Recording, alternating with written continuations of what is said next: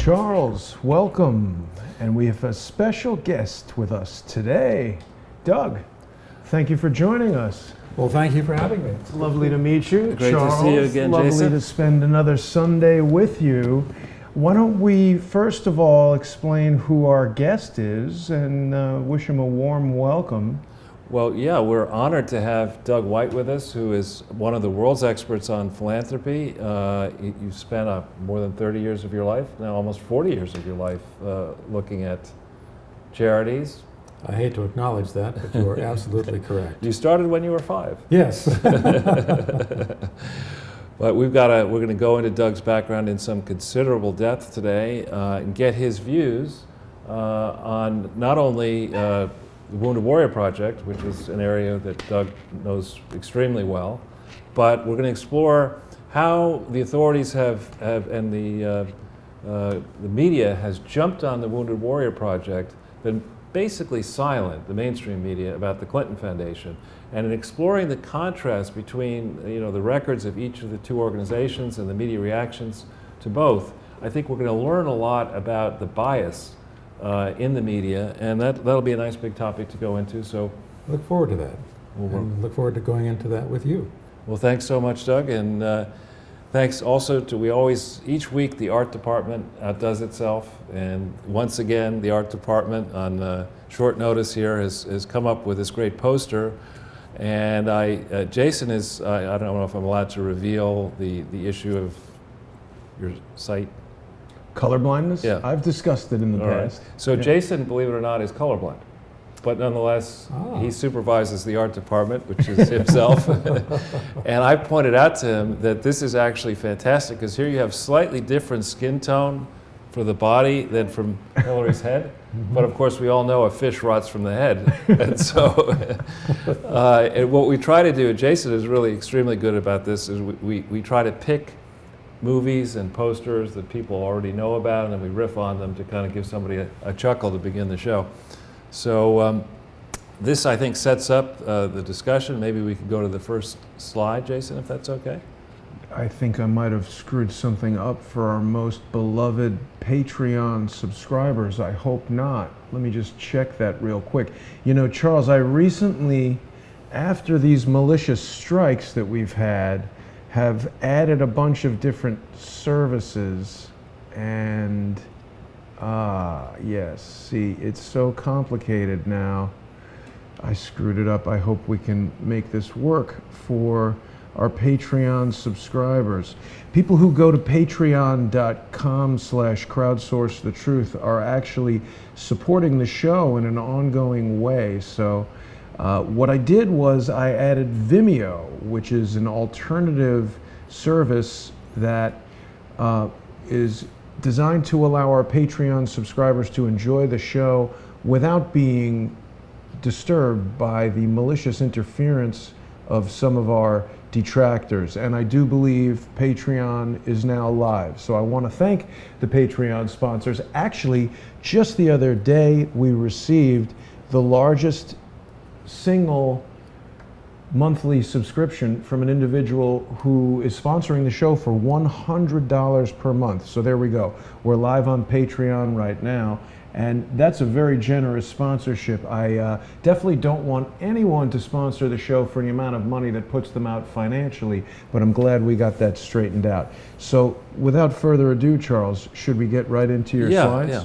So what we try to do is to, now this is I think our 68th or 69th show, and we try to put a lot of preparation into each show and have thoughtful guests. And again, we really appreciate your being here. The idea here is to really contrast not simply Wounded Warrior Project with the Clinton Foundation, but also revisit this whole issue of what may have been happening in the period 2015, 2016, in the primaries and the presidential election, what the Obama administration may have been doing, and then not just to focus on the recent history, but to go deeper into history and to ask ourselves whether the administration of government has been corrupted by people in both parties who give us a false dance, and a false set of choices, when in reality Democrats and Republicans may both have been involved for longer than 8 years, maybe for longer than 16 years or 18 years, maybe going back, I would argue to 1988 or even 1981, that these establishment players have sort of corrupted the system to the detriment of people across the political spectrum who are not in the elite. And so we think that when we look at the corrupt administration of charities, the corrupt targeting of Wounded Warrior Project, or the corrupt letting the Clinton Foundation escalate its frauds without being targeted, these are, they're problems, but they're symptoms of an underlying illness. And so that's what we try to address in these shows. And we're delighted to bring in this Wounded Warrior angle, because I think it's a real pity what has happened to that charity. It is, and as you know, the latest tax returns, we call them tax returns informally. They're not tax returns, but they are filed with the IRS, so we call them that. They're called information returns, and every year a charity has to supply the information to the IRS and to the state's attorneys general. And the most recent one is for their fiscal year 2017, which ended last September 30th. So it ended September 30, 2017. They had until now, and they just sent them out, I guess, on Thursday this past week, or maybe Wednesday, I forget. And it shows what was going on up until that moment, and it's not a pretty picture. So they had a lot of things that we'll talk about, but they had a lot of things that they have had to overcome and deal with since the original news broadcasts and newspaper stories in late January 2016. Good. So what we'll do is, Jason, if we can go to the next page, regular viewers have seen this disclaimer before, and it's an important thing. We like to go over it each time, particularly for the new viewers. We are exercising our First Amendment rights, but we're not just spouting off. We do grounded research. We provide links in all of our broadcasts to the underlying source material that is the basis of our analysis. And we definitely appreciate constructive criticism, both on air and on set, and from viewers who may watch this afterwards. But this is a fact-based analysis, and we don't go so far. You mentioned the 990s for Wounded Warriors, Wounded Warrior Project. We can't check that the primary information that went into the 990 is correct. This is true. But there's a difference here. The 990 is signed under penalties of perjury and is generally transmitted across state lines into an IRS department. So if somebody has sworn under penalties of perjury and sent these materials not only to the IRS but to the many states, then they're in considerable legal jeopardy if the authorities ever want to do something about it. So with regard to the 990s, we don't feel badly about the fact that we haven't gone and made sure that the revenues they put in there are their actual revenues of the charity. We think you can learn a lot from these public filings. And I think you're right to assume that should be primary information. What you're saying, I think, is that you didn't go deeper into the numbers that are on the 990, like go to their actual books and do an accounting or forensic accounting. I don't think that should be a requirement for anybody investigating the finances of an organization. Now, that said, the 990 doesn't go all that deep. Right. And it's not that specific, so there's that. But what is on the 990, we should assume is true because of what you just said. Now, within that, however, the 990 does have some gray area. It does have some interpretation areas that organizations have used differently. And one of them, by the way, is an area that the Wounded Warrior Project got caught up in. They were doing it correctly, but there was some question about it. So I think you're right. That's a good start. And we'll talk about the rating services later on, but in terms of evaluating a charity, 990 is a solid start. It's by no means the largest or most primary source of information you should have, but it's a good start. I would say if you're looking at a charity and you want to evaluate it from a total perspective, the way I would, not the way the charity rating services do, the 990 might provide the first 5% of the process. Right. But that first 5% of the process is important, and as you were saying, I think it's fair to assume that information is correct, given some of the interpretations that some of the charities do. Great. So what we have here, we have on my site, I haven't really updated my site in quite a while on the advice of certain people who going to be working on a book, so why give it all away on your site for free? But we do have a playlist, and I don't know, Jason, if we can hit that playlist thing. Yeah, there we go. So Jason has put together this playlist on YouTube, which shows, I think there are, what, 68, 69, 68 so far, so this is the 69th that we're doing now. And in each case, we have slides, just like we're going to go through now, and they're all for free available on this playlist. So to the prosecutors, to the investigators, to the people who are trying to wrap their minds around the extent of the potential frauds that we see in the Clinton Foundation, here is a rich resource. I think this has got to be, at this point, approaching 140 hours of information and probably many hundreds of pages of slides. We tried to take a different perspective each time on that. You look at it this way, look at it that way, because this is so complicated. It's not simply the Presidential Library and Research Center in Little Rock. There's all sorts of problems around the world. There are all sorts of allied businesses that should not be operating in concert with the Clinton Foundation. There's a substantial private gain created through the operation of these false front charities. And so we picked it apart bit by bit by bit by bit. Next week we're going to begin the process of creating a roadmap for somebody who doesn't want to say, well, to understand this I've got to watch 140 hours. We'll give you a table of contents and a map and say, if you're interested in this topic, go here. This topic, go there, and try to put it all together. I think that's really important. I don't know what you know about the Clinton Foundation. I know a little bit about it from an organizational perspective, maybe a bit of perspective on board governance and so forth. But I think there are serious questions that anyone, even someone who feels that she is a good person politically, from the perspective of the organization, there are legitimate questions. You seem to have done a lot of homework on that, much more than I have, that's for sure. And so I'm looking forward to learning some stuff from you as well. Great. Well, let's go into the next page. And what we try to do, Doug, each week, Jason is well familiar with this, we try to review what we think is important that happened in the preceding week, and then we close the presentation talking about what we think could be important for the coming week. And one of the things that came out here late last week, the first link is about Hillary Clinton. And this is a writer I think it's by Monica Showalter in the American Thinker. I may have that wrong. It takes a little time to get the links up. It's all right. But the basic, yeah, there it is. Part of the issue I've been dealing with, Charles, is that, this has been time phone hack week. And I just have been out of time. Yeah, you're being really hacked. Trying to get that back together. So when we go back, Monica Showalter is a very good writer. She's been around for a while. When I had my radio show in the Washington Times, I interviewed her once. I like her work. I also like Thomas Lifson, the American Thinker. I'm familiar with the organization. I mean, I've written a few pieces for him, and he's a very smart man. Despite having gone to Harvard undergraduate. Just teasing him a little bit. But anyway, the point here is, and if you remember towards the end of the 2016 campaign, Hillary was pounding the table that Donald Trump better concede, there's been one election, you're going to lose, you're going to go away and just be done with it.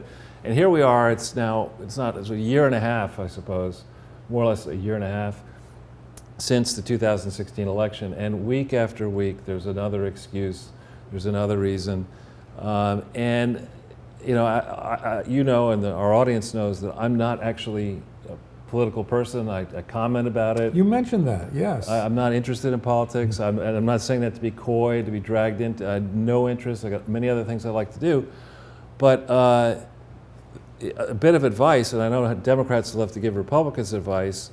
And Democrats probably won't listen to me. I come out of a Republican background, but the longer this person takes up space in the print, on the radio, on television, the better it is for Donald Trump and challengers. And it just, at this stage, to be coming up with yet another excuse. We introed with Shaggy's great funny piece, "It Wasn't Me."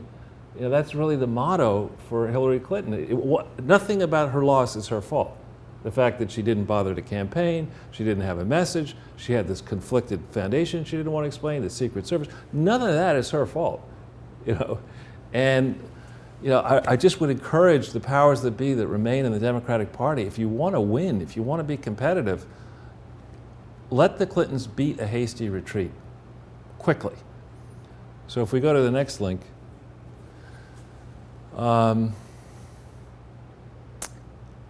we have the revelation here, as Jason's pulling it up, that, and I don't know, Doug, if you watch Zero Hedge closely, but Zero Hedge, I think is one of the best internet sites that out there for business and politics, and also just generally funny things that happen. Okay, well, it sounds interesting. I haven't familiarized myself with it, but it looks interesting. So what's good about this one, and what the news sites I like, are ones that give you quick analysis so you can figure out if you want to learn more, and then point to the source materials. Mm-hmm.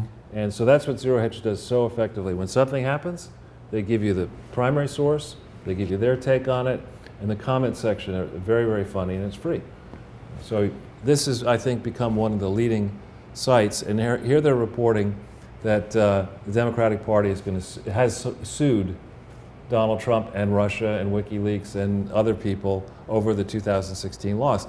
So you met, we won't mention his name, but you met the very experienced lawyer, who's my close friend. He quickly looked at the lawsuit. It's a strike suit lawsuit, contingency fee thing. It's just a money-raising exercise. It doesn't have a prayer of winning.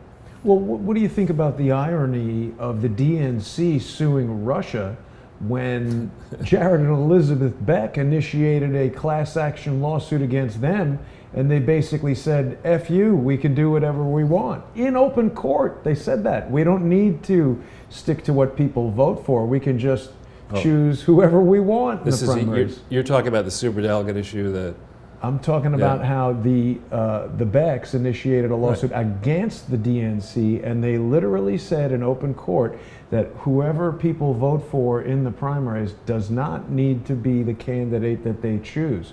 Essentially admitting that raising all this money for Bernie Sanders or whoever has no bearing whatsoever on who they choose as the candidate. And then they use all that money they raised to turn around and sue Russia and Trump for winning.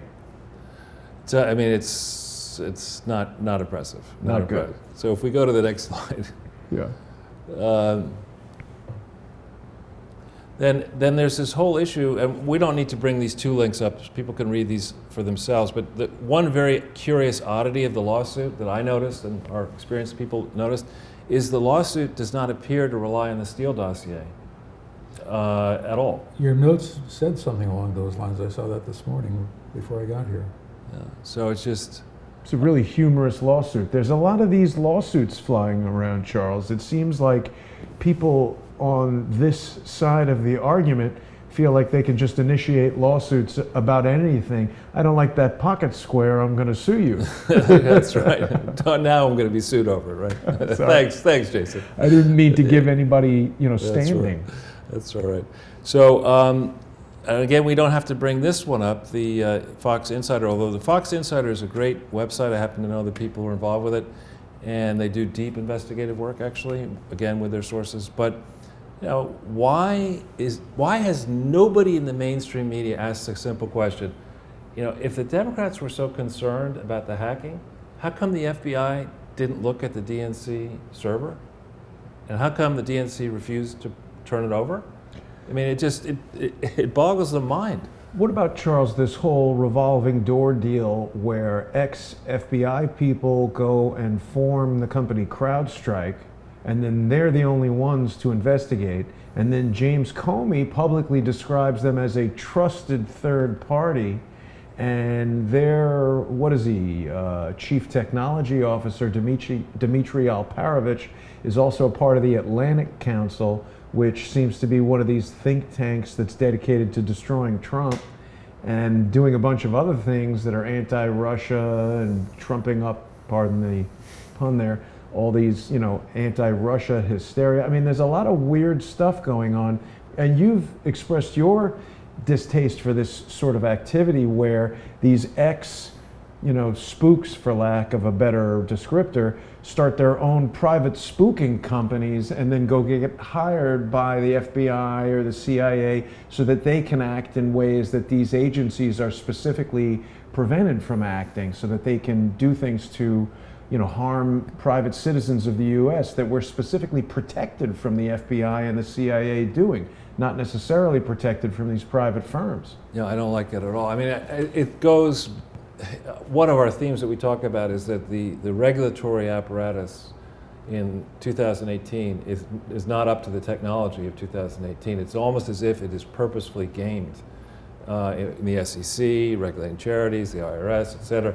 It puts way too much power into the hands of people who claim they're nonpartisan, but can very easily, like James Comey, I think is a good example, or McCabe, and on the Republican side as well, they can easily be gamed if they have they themselves are nonpartisan, but maybe their wife or their partner or their father or their whatever are political animals.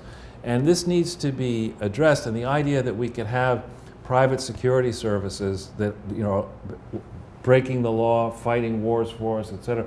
I don't think we should be doing that. If we're going to fight wars externally, I think our Army, Navy, military, they should be doing that. It should be under the control of, in theory, responsible people. And domestically, I really don't like the idea of private security services intermingling and G4S and stuff like this. I don't like that at all. I understand the arguments, but I don't like it because you're sitting there, you're a loyal person in the FBI or whatever, and let's say you're making whatever you make, 150 if you're very top of the food chain, and SES? you see your friend over here leave the FBI to get a job making a $500,000 salary and stock options and bonuses and this and that.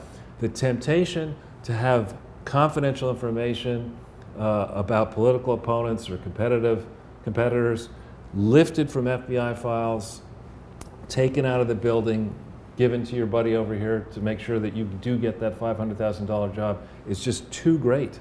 It really is too great. And we see in the history, I know more about the Clintons than others, but we saw in the Clinton presidency them lifting FBI files, which contain not just, the FBI files are highly sensitive apparently because they include blind alleys, they include things that may have been debunked, they could be for cases that people made a decision not to go forward with them.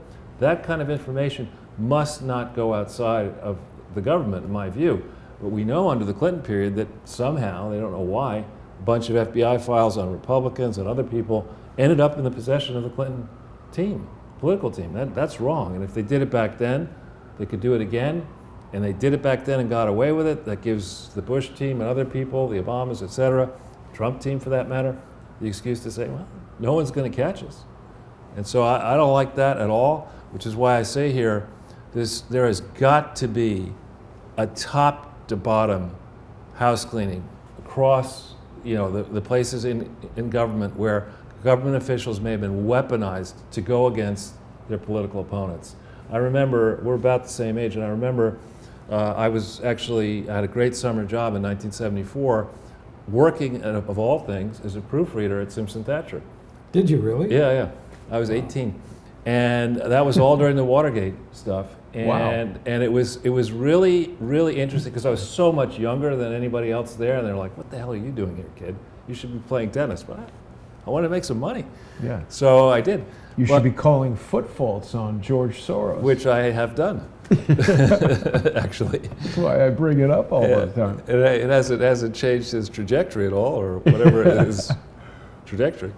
But so I had the good fortune of watching Watergate unfold, at a time when the newspapers were full of news and all these lawyers cared a lot about it. And, if we go back to then, I think it was Chuck Colson got in trouble for the FBI files or tax files or whatever. Yeah, he did. That's an interesting part of our history. And of course, I know this is the topic of the day right now so far. Hillary Clinton was very involved with the investigation as well back then. That was one of her first government positions. Until she was kicked off that team. Well, wasn't she doing going something? down one way. Wasn't she doing something with forging documents? What or she was like doing, and this is from I'm a little familiar with this. So Please. the the person who was supervising the team was a Democrat, and there was a source book, like a source volume or something, that contained an important precedent that the people needed to get. So Hillary's bright idea was to take this book and take it out of the ability of anyone to see it. And the guy running the team found out about it. He said, "You can't do that. It's completely unethical behavior," and booted her off the team. She was a young person. She might even have been just a law student, or maybe shortly Right after. afterwards, I believe, yeah. So her propensity to commit crimes was ingrained early. Well, again, and you'll see we focus on the Bush side as well. It's not, we're not, now I'm whooping up on the warrior princess for a good reason, but, Yes. so, let's see, this, I want to just flag this conservative treehouse. I mean, you probably haven't seen this one either. This is a website that, and in particular, this person who posts Sundance posts these incredibly intricate articles with links, etc., so you can check them. A very, very smart analysis, going back over the ground of just exactly how did this whole idea of investigating Trump start out. You know, some say the night, the early morning when he won, is when Brennan, went into high gear. Others say that actually Brennan's role began in March of 2016. But this is a very interesting read for people to think about after our show. Go read it for yourselves. It's a very in-depth analysis of maybe how this thing was kicked into high gear to gin up the special prosecutor. So go back in. Now, I brought this up here, Jason, for your benefit. We talked about this at our last Sunday show. We talked about the chemical strike. Right. And Jason and I think many of our viewers, perhaps you, are all deeply skeptical of these incidents that are then quickly used to galvanize the use of military force or jumping to a conclusion about what may have happened. Because often these big incidents are extremely complicated. And I personally have been watching in Syria last year. I was one of the people who said, now wait a minute. When they had the pictures last year of people, rescue workers coming in supposedly to rescue people who had been harmed by, I think it was, in that case, sarin gas. These rescue people had no protective gear. And, I'm told, I'm not a medical person, but I'm told that, if you're going to try to take care of somebody who's been hit by sarin gas, you don't just take your hand and start washing off the sarin gas on somebody else. You better be protected because you could get hit. And the scene didn't make sense. In this case, the idea that Assad would, after Trump said, we're going to get out of Syria, that Assad would go and perpetrate this kind of an act, didn't seem to be in his interest. It didn't seem to be in Russia's interest. It struck me that however many years we now have been at war after 2001, 17 years almost in the Middle East, forgetting the period beforehand, it strikes me that before we rush into yet another theater in the Middle East, we ought to actually have a real debate in the United States of America about an investigation at least. Well, really, what is our national interest across the Middle East? Why are we? How much money have we already spent? Our debt is $21 trillion at federal level that we know about. Are we really in a place where we want to provoke, expand the war in the Middle East? And let's have a real debate about that, where progressives can talk, conservatives can talk, apolitical people can talk. Let's go back over the 17 years and say, hey, was all the money that we spent, was it worth it? Yeah. And if we think it wasn't worth it, and we think it is important to spend more money in this area, what should be the milestones? What should be the objectives? This is a kind of debate that I think actually would galvanize common interests across the spectrum, from progressives who are against war to conservatives, fiscally minded conservatives who say, maybe it's a good war, but what's our national interest and how do we help on this? Yeah. And David Hawkins and I have been really diving into some more of the facts and details surrounding the source of some of these chemicals. David's got a really unique process of looking at patents and different patents related to things like these gases. Like there was that Novichok attack in Salisbury on the British or Skripal. Russian, right, the double agent guy. And right away, the British government came out and said, well, this is from Russia. But David points out patents at various companies and organizations in the United States, including Northwestern University in Chicago, where Bernardine Dawn is regularly giving lectures on torture practices and principles. So there's some bizarre things going on there. Yeah, exactly. So now we're getting closer back to your bailiwick here, Doug. We're going to talk about this guy here in Kansas, Greitens. He's not in Kansas anymore, Charles. Yeah. This is the governor, right? Yes. And this is another veteran charity, and apparently there may have been some bad This governor initially looked interesting to me because he was, not really from a political background. His campaign was very controversial. But he has been accused of first intimidating somebody with whom he was having an affair, and now this allegation. And here we have, I think it's Attorney General Hawley is it Kansas, I believe? Yeah, Kansas. Is it Kansas or Missouri? Missouri, I guess. Missouri. Sorry about that. They are jumping down Greitens' throat over a relatively small, in terms of money, potential offense with the charity. Gives you a sense. We now have Corinne Brown rotting in prison for 5 years, former congressman, $800,000 for charity fraud in Florida. We have Steve Stockman in Texas, a former conservative Republican, or a conservative Republican and former congressman who is probably going to go to jail, convicted 23 felonies for $1.3 million. And I don't know how many millions this is, but I think it's certainly not anywhere close to the scale of the Clinton Foundation. And this shows that when the apparatus wants to get serious about charity fraud, which is a heinous crime, and it's not a victimless crime, the way in which the Clintons have carried it out, but when people want to get serious about it, they do.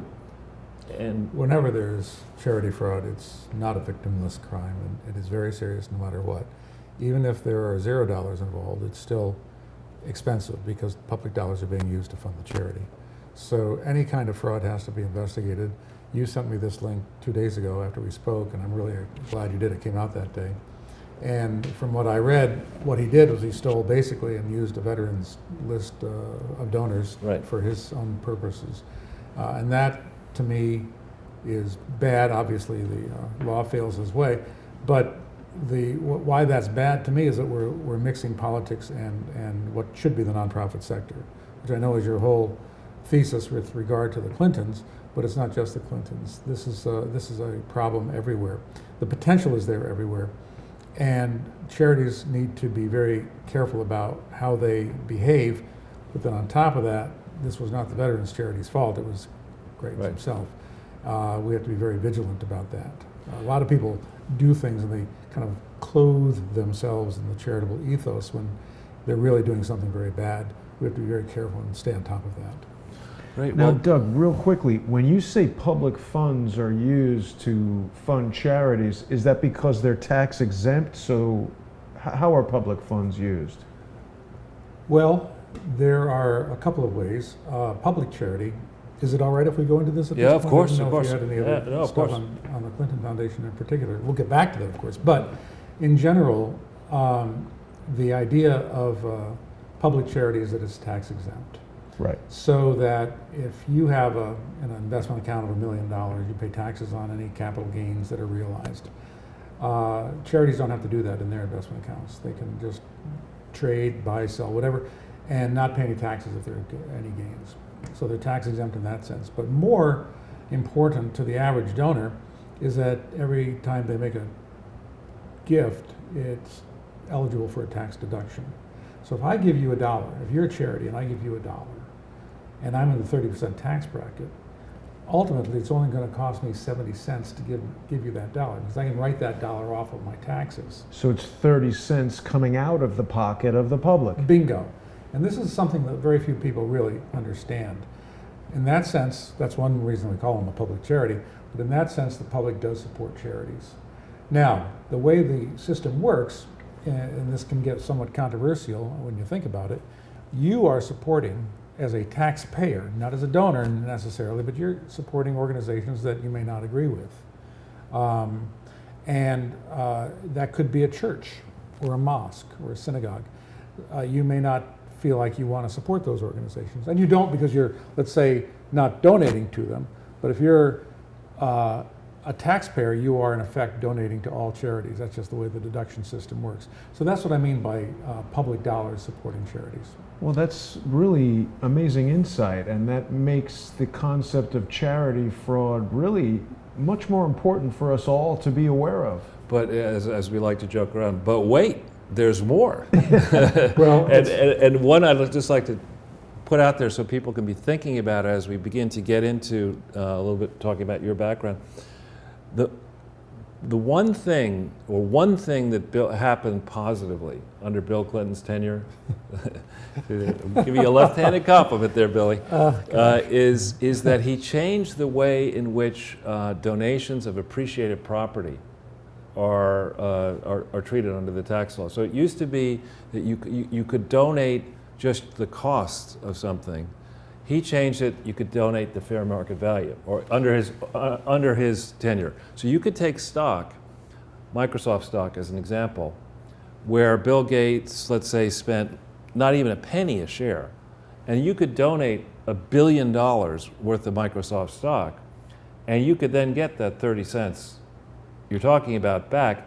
And if you give the shares of Microsoft to the foundation that you control, which is the case of what he did do, you're actually not giving anything away. You still control the stock through your foundation, but you get this gigantic $300 million refund back from the government. So it's not just a little tiny trick here for small people, small income people. The big income people who give appreciated stock, as many people have done, are actually not necessarily as pure in their motives as you might think. It's a very clever tax management approach to get cash in your pocket back, assuming you have other income, cash in your pocket back from the federal and state governments if you're paying state taxes and local taxes, and still maintain control of these appreciated securities. So there's some high-level fraud that can be operating here, and we see it in the Clinton Foundation in multiple cases. Well, what you just described, I wouldn't say it's fraud so much. It's maybe a misuse of what is legal, because what Gates did, when you say he continues to control that, when he was, let's say, involved with when he was on the board, yes, you're right. He has the ability to be influential in how that money is being used. But let's go back a second to the Clinton era. During that time, there was the tax law. Let's go back to something more basic. Remember a moment ago I was saying that when you give $1 in your 30% tax bracket, it's really only costing you 70 cents. It's still costing you 70 cents though. That's the other thing. It's not like you're getting any money back. When you give appreciated property, as you just were describing, let's say that I have $1 worth of stock that's valued at $1 today, but I only paid 10 cents for it, a decade ago. So that 10 cents is my cost basis, is what we call it, and the $1 is now called the fair market value. And you could give away that $1 and get a deduction for the entire $1, not the 10 cents. Now, what happened during just a little bit of a clarification on this, what happened during the Clinton administration, the tax law was changed so that the appreciated portion of that gift would be subject to the alternative minimum tax. And so there was another calculation that hurt the ability, or the ability of a donor who gave that kind of a gift in large amounts anyway, to deduct the entire amount. I remember doing a computer program on this to address this question, because part of my background involves something really archaic called planned giving. And so the question was, well, how is this going to affect your large donors who give millions and millions and millions of dollars of stock, some of which have a zero cost basis because it was a family stock company? So the tax law during the Clinton administration did change in that sense. But I also have to point out that you could give credit or blame Clinton, depending on your perspective, but it was Congress who actually was the writer of that, that. But just so we, and I take that line from perhaps one of your favorite people, Ronald Reagan, who famously said, "I didn't raise taxes; it's Congress who does it." So it's a joint effort. So good. So with that, I wanted to just, I don't know, you probably are familiar with Francis Bacon. And Jason, I don't know if you've run into Francis Bacon, but He's not old enough. I've run Oh, into yes. Frank Bacon. And it's interesting that we'd be talking about fraud in the same breath as that guy, but I don't think it's the same Francis No. Bacon. so there's something called the Dictionary of National Biography, which is an English thing. And it's quite, I don't know if you've ever run into the Dictionary of National Biography. I haven't, but I am interested in biography. So. And so what it is it's updated every intervals of many decades, and you'll get a king of England will get 2 pages, right? It's just the highlights. Whatever. Francis Bacon, from memory, gets like 50 pages. What's It's the publication? What's the Dictionary of National Biography, and 40 or 50 pages. Francis Bacon. Some credit him, he was a gifted writer, he was a gifted philosopher, he was a gifted scientist. Some indeed give him credit for, was it the empirical method of, I forget exactly what method it is, but he was a major league, there you go, scientist, as I said, and thinker. And then he was very much involved in politics. And so he's also a very witty writer. So one of his sayings was what I had up there on the screen there, is that in order to appreciate light, you have to have obviously a dark background to see the light. And in looking at the Clinton Foundation, and then the vicious treatment, I think, vicious and unfair treatment of Wounded Warrior project, we have that dark background. And now hopefully through the next several slides here, we're going to see some light. So with that, if we go to the next slide. Boy, that's a very interesting quote to be attributed to Frank Bacon, because the Frank Bacon that I know seems to be very focused on the darkness aspect of that. All right, well, he was technically Sir Francis Bacon. Anyway, I put up here, Doug, I took the liberty of chopping your resume down a little bit just because I wanted to fit it on one slide. All right, and I put it up in this way, and we do these slides because it's very useful for our viewers to be able to have this presentation to look at afterwards, where they don't necessarily have to write notes, or they can write notes. So obviously not reading what's on here, if you could just introduce yourself to our viewership and explain how you got to be involved in Charity Land, and really take a few minutes on it. And I think our viewers would be keenly interested. Nobody goes to school thinking, or at least when I went to school thinking he or she wanted to be in charities. They wanted to do good things, but they didn't think that way back then. I think that I speak to a lot of younger audiences these days, people who want to do good things in the world. And back when I was in college, I thought the way I could best affect the world, from my perspective in a positive way, would be involved with politics. I don't think that's as true today as it was then. I think people who want to change the world today think of the nonprofit sector. And so it's become a much more important part of our daily conversation than it was a decade or a couple of decades ago. I fell into it. I was, after college, doing what a lot of people do after college, which is to say a bunch of things that didn't add up to a whole lot. But I finally started to settle down, and I was involved with John Hancock, which at the time was selling life insurance, but also becoming more of an investment kind of an organization. They were starting to do more in the world of looking at a total picture for someone's financial future. And I got involved with part of that. And at the same time, this would be in 1980, I was invited to a dinner at my private high school, which was Exeter. And at the time, they were celebrating, or about to start their celebration for their 200th anniversary. So I came to the dinner because I had sold an insurance policy to someone who was a big deal at Exeter. And I didn't know anything about fundraising or anything at the time, but he invited me to the dinner. So I went to the dinner, and it was great. And they talked about the school and its future and the kind of thing. And it was all new to me. And then he called me back about 2 or 3 days later, and he said, "Do you know why you were invited to the dinner?" I said, "I have no idea, but it was a good dinner. I think it was steak. It was really good." And he said, "Well, yeah, thank you, but we were hoping that you'd help us out." And I said, "Sure, what would you like me to do? I don't know anything, but I'll do whatever you ask." He said, "Well, we'd like you to talk to some people," and this was in New Hampshire at the time. "If you'd be so kind as to talk to 5 people and ask them for a gift to our bicentennial campaign." I said, I'd be more than happy to. And when you're in the insurance business or financial services business, you have a schedule that's your own, so you can work this kind of a thing out. And I did, and I went around the state and talked to 5 people that I was given, the names of people I was given. And I remember being asked to ask for $1,000 from each person. But if I couldn't get that, then $100 or something in between 0 and 1,000 would be fine, just to get them going.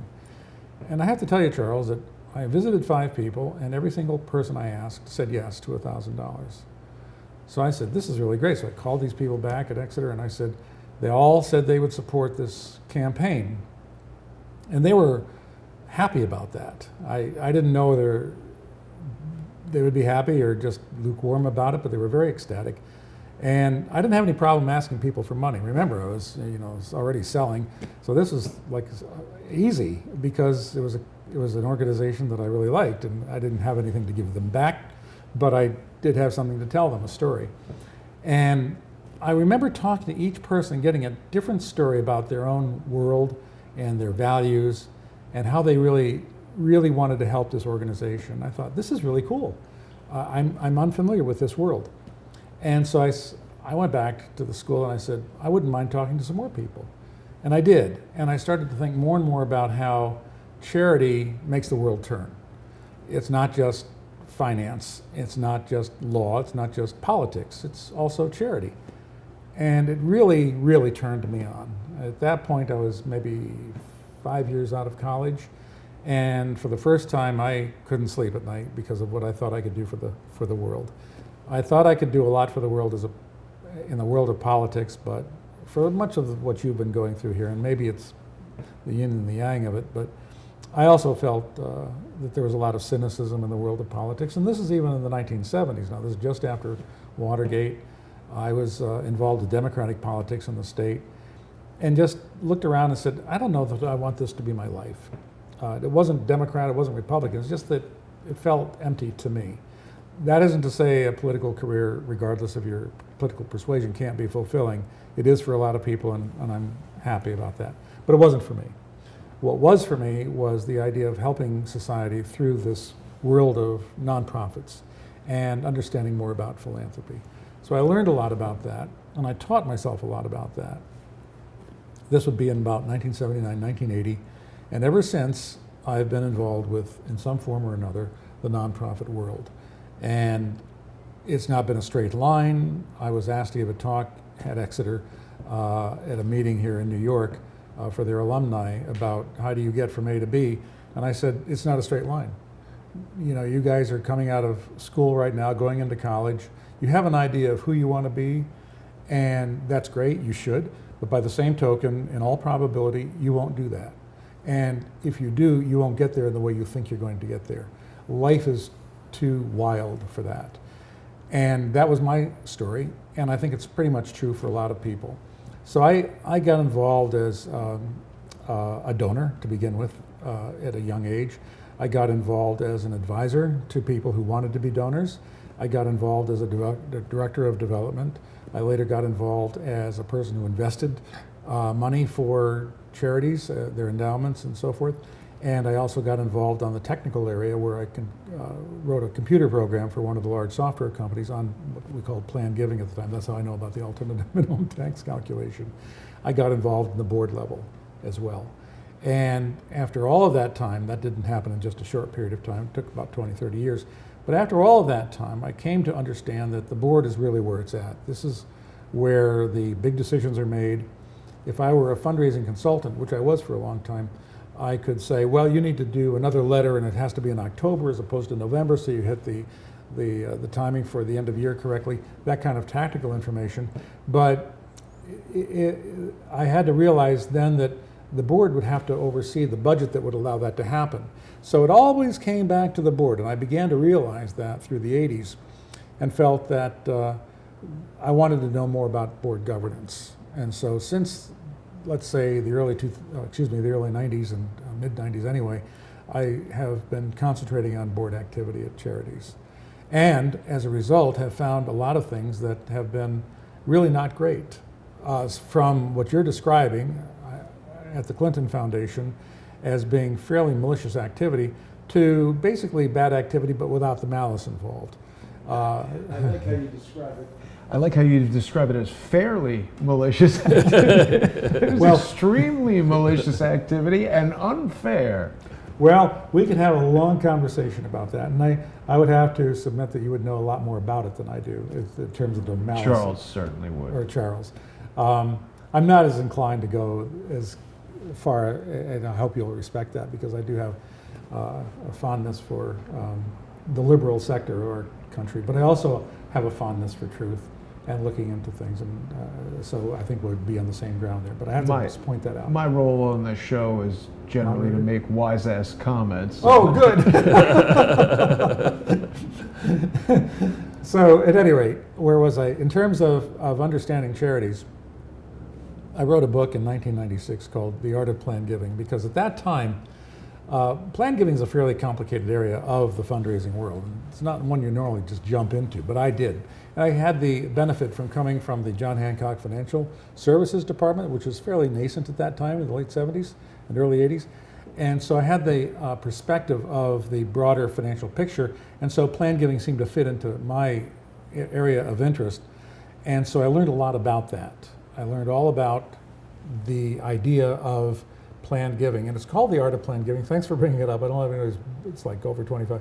But it's called The Art of Planned Giving because at the time everybody was talking about the technicalities involved with planned giving. Remember, Charles had mentioned the alternative minimum tax? You would think that was the hottest topic at cocktail parties, when of course it wasn't. And if you go to cocktail parties and you say, well, I work in planned giving, and you know, this alternative minimum tax is exciting as all get out, you are going to be alone for the entire night at the cocktail party. And so I learned that quickly, but for me it was a passion. And the issue was that there were so many people who were coming out of the financial services world who wanted to get into this area and kind of advise charities and make money doing that. I said, no, there is more than just the technical transactions going on here. There's an art, and the art is the ability to talk to people. And I went back to in my head to the people I spoke with for Exeter. These people had a passion. They didn't, do you realize out of the first 5 people I talked to, and probably for the next 50 people I talked to on behalf of Exeter, the idea of a tax deduction never came up once. Yeah. Okay, it was not about that. At any rate, that was why The Art of Planned Giving was written. It was written in anger and in response to all of the techno types who were trying to come up and make it a transaction instead of a gift. You said earlier that donors oftentimes don't have the purity of motive. They don't. Let's get that straight. They have all sorts of motives. And so tax deductions might be part of it, being a part of the set that is going to the ball at the Metropolitan Museum of Art might be part of it. There could be a lot of things going on there. The idea of helping the world be a better place. You know, I do a lot of work with ethical decision making in the world of fundraising, especially in planned giving. The very first code of ethics, the very first platform is ensuring donative intent. And I tell people, yes, that's all great, but how do you feel donative intent? How are you going to know the person's purity just by talking to him or her? And the answer is you're not. And you're going to take the gift for the most part. Now, there are lines you shouldn't cross as a solicitor, but by the same, strong ones, but by the same token, you can't really extract donative intent. You know, it's going to be a mixture of things, and that's fine. But no matter what, it is an art, and you've got to get inside and understand a person's head when he or she is making a philanthropic gift. I think that's extremely important. And so that sold pretty well. It was forwarded by Terry Simmons, one of my heroes who died this past year, an attorney in Texas. And he was an attorney. He loved the law. He was all about the where the commas go and where the quotes go and where everything. And yet he understood where the art of this process was. But then I started to say, is there something wrong with charities? And that is to say, as I got more involved with the boards, my concern was these guys, a lot of them don't know what they're doing. I remember being at a meeting of people where someone said that there were 9 million board seats at charities around the United States, and almost half of them were unfilled, and isn't this too bad? And based on what I had been learning over the last several years, I said to myself and to the people around the table, I said, well, what's really too bad is that the people who are filling the seats are not always aware of what their jobs are. And so that's something we really have to pay attention to. I wrote the second book called Charity on Trial, and that was a book about fraud. It was a book about people who were doing bad things at charities. And the granddaddy of it all was the United Way of America at the time, Bill Aramone, who really, I think, is the beginning of our modern era of skepticism in charity. This was during the 1980s and early 1990s. William Aramone was a brilliant man and a very accomplished man and a marketer, and made the United Way what it is today. We have to give him credit for that, there's no question. But at the same time, he went to jail for 10 years for having been found guilty on several counts of fraud and other things, and misusing the charity's money. I believe that's the beginning of our skepticism. Now, a couple of years later, there was a couple of years before, right when I was writing The Art of Planned Giving, there was a lawsuit in Texas. It became called the Texas lawsuit, but basically what happened was, and going back to the planned giving vernacular for just a second, there's something called gift annuities that you can do as a donor to help a charity. You can give them a certain amount of money, the charity will give you an annuity for your lifetime. It's calculated in such a way so that there's something left afterwards, so that there's something for the charity. There was a lawsuit in Texas challenging charities' ability to do this, just to make a complicated story short. And so what happened was I went to Congress with Terry Simmons and some others to argue for bills that would protect charities from these kinds of accusations and lawsuits. They both passed, 100%. You talk about Congress today, this was a different world. We went down there and people were praising charities, thanking us for the role we were playing, and I said, well, I'm just a tiny pebble on this huge beach. I'm no one compared to, let's say, first of all, Terry and others. But collectively, I think what the Congress people were saying was, thank you for the world that you're protecting in the nonprofit world. I don't think you'd feel that way today, or you wouldn't get that feeling from Congress today. That lawsuit was seminal because it allows charities now to raise money in a way they should, but it also brought a lot of skepticism to how charities work. Even though the charities were found to have done a good job, even though the two bills that were passed by Congress were passed unanimously by Congress and unanimously in the Texas state legislature. George Bush was the governor at the time he signed it. Bill Clinton was the president at the time he signed it. I don't know if there has ever been a moment since, certainly, or even before that time, when the United States was so unified on this one question. So we were very lucky to get that passed. But that really made me think, what's going on here? The Red Cross after 9/11, abysmal behavior, abysmal. Bill Aramone, a lot of, they're just, when I started to look into it, the Smithsonian, a lot of places are not playing right.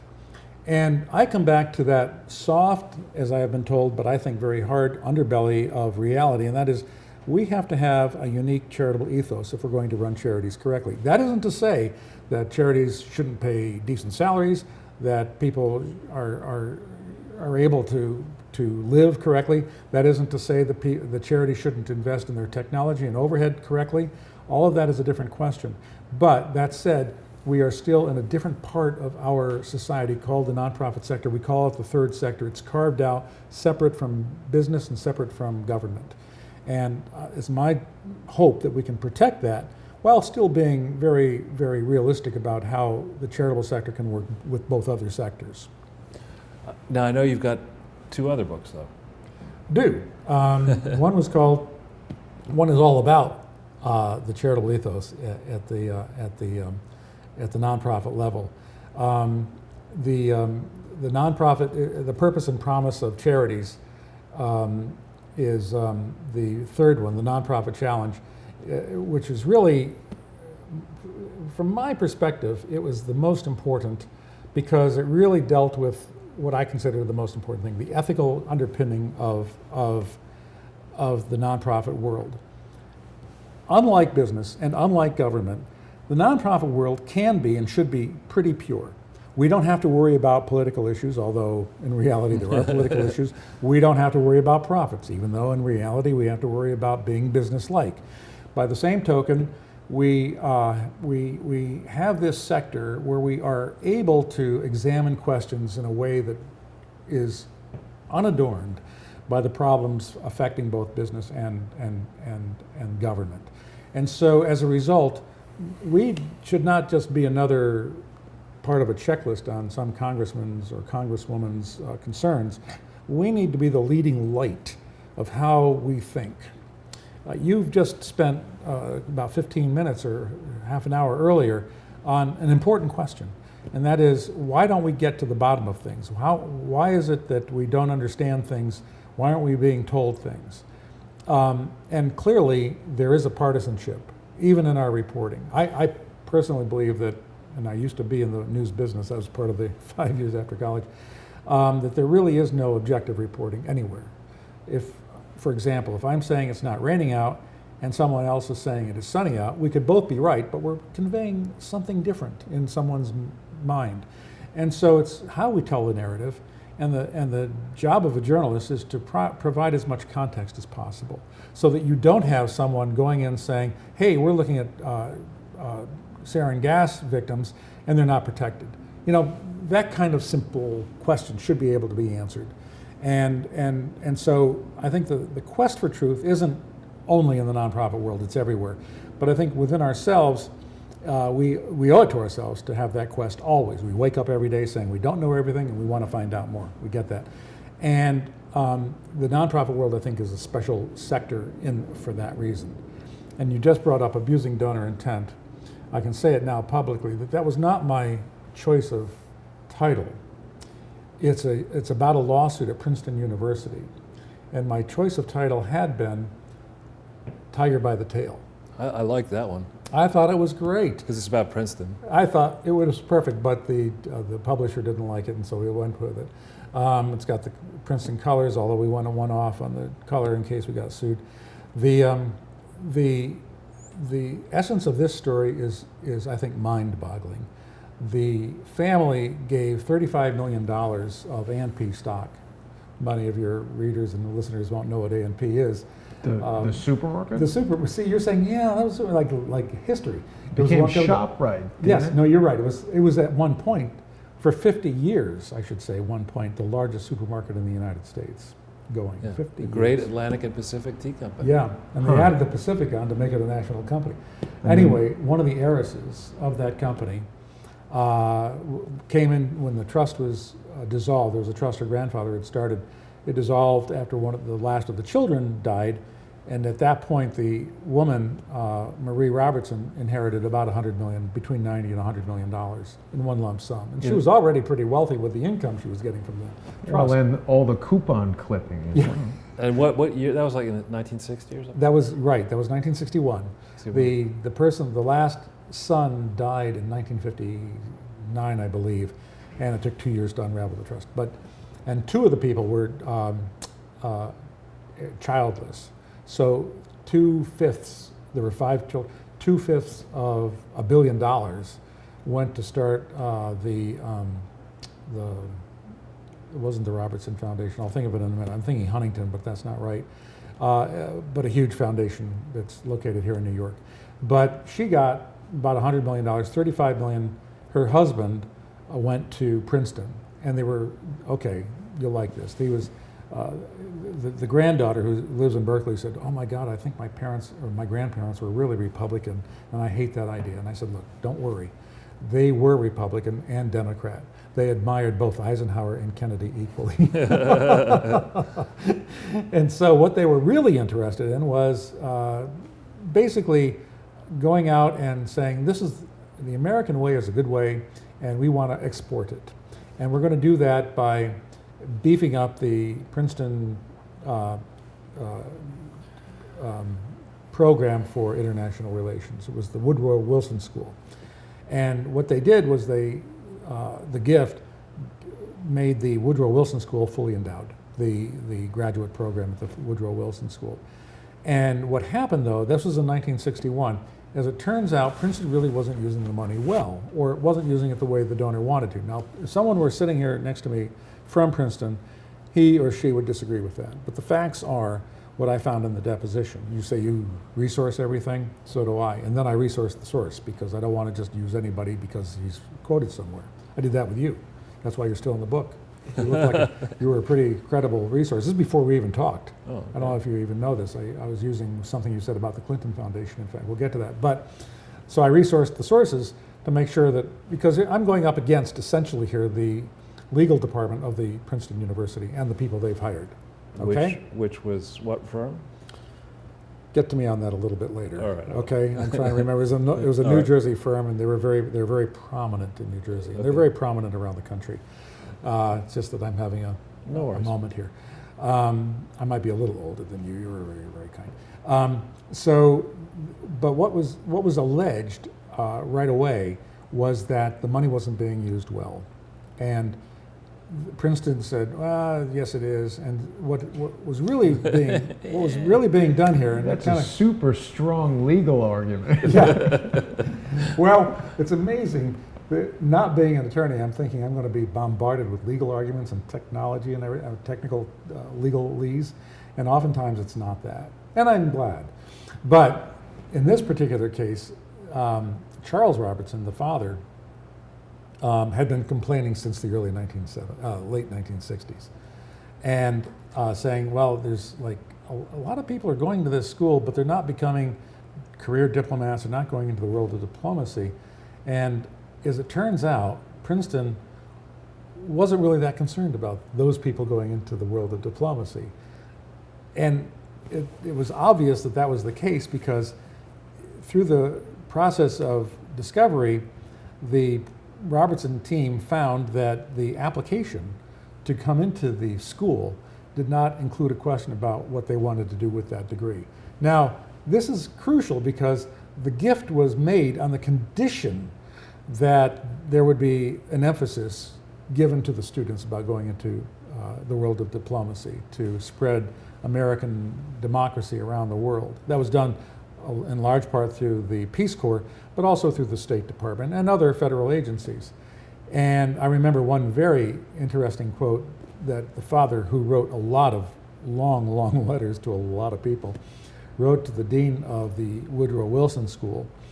And he said that he discovered that on the golf course that the son of one of his golfing partners had just gotten a job at an investment firm, and he had graduated from the Woodrow Wilson School.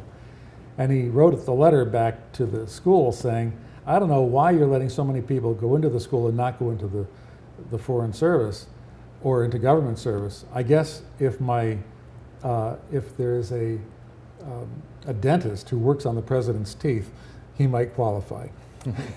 So the question of what Princeton needed to do was becoming more and more important to the father who had given the money. It was a joint gift, actually. Actually, to be hyper-technical, it was a gift from the wife, but it was a joint gift. And so the question of what they were doing with this money was becoming more and more of a problem. Princeton would have you believe that in 2001, the son woke up one day and said, there's a problem. That wasn't the case. That's what they told me for that book on the nonprofit challenge, because I wrote a little article about it there.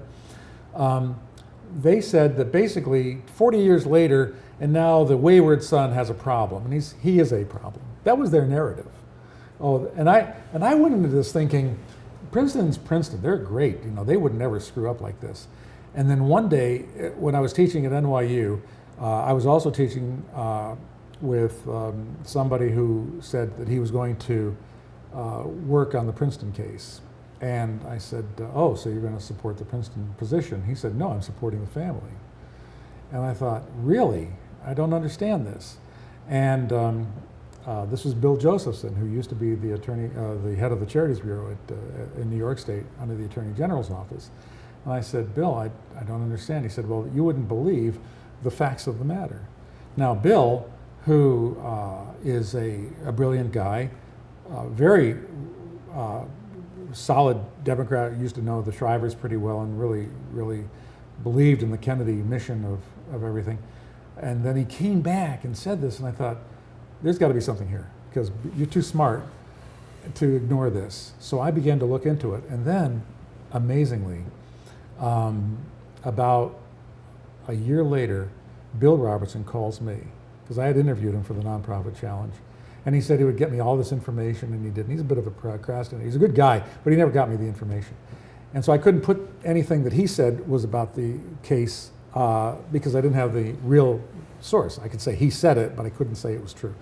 So I went to press and did that, and then he, about a year after this was published, he said, I'm glad you published it, and I see that the part that you wrote about me wasn't complete. And I said, yeah, because you didn't get back to me. And he said, well, what I'd like to do is have a book written about the case. So I said to him, I'd be glad to. This was the case of the century for lawsuits. But this is an honor. And so what I did was I said, look, I'm going to come down and visit you. He was in Florida at the time. And I said, in an agreement, I said, look, I want to write this book, but you are going to have no say over what's written, because you are not going to make this about you. Now, as it turns out, I had to interview him a lot. And what I did with everybody I interviewed, with this book and the one I'm writing right now, Wounded Warrior, is I said that I would get back to them and get them to approve of the quote I'm attributing to them. Okay. If it's, I mean, if I'm having an interview, if it's coming from a Published source, source, that's different.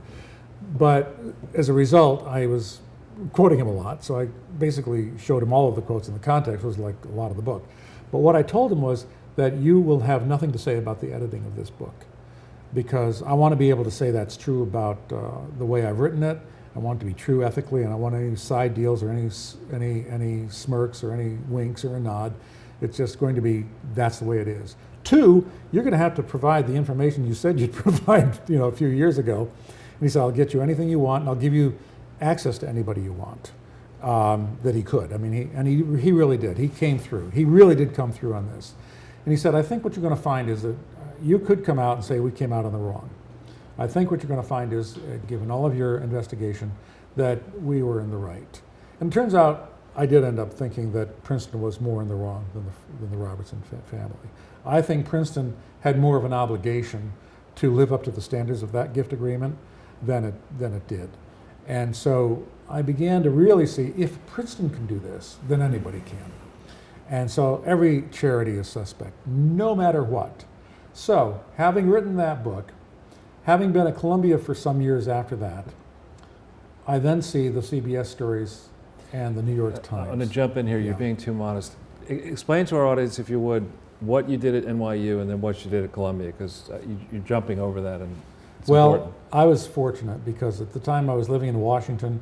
I was a consultant down there working with organizations like the Smithsonian, like the World Wildlife Fund, and others, big ones. And I was really enjoying my life down in Washington. And one day I get a call from someone I had as a client when I was doing investments. The world is small.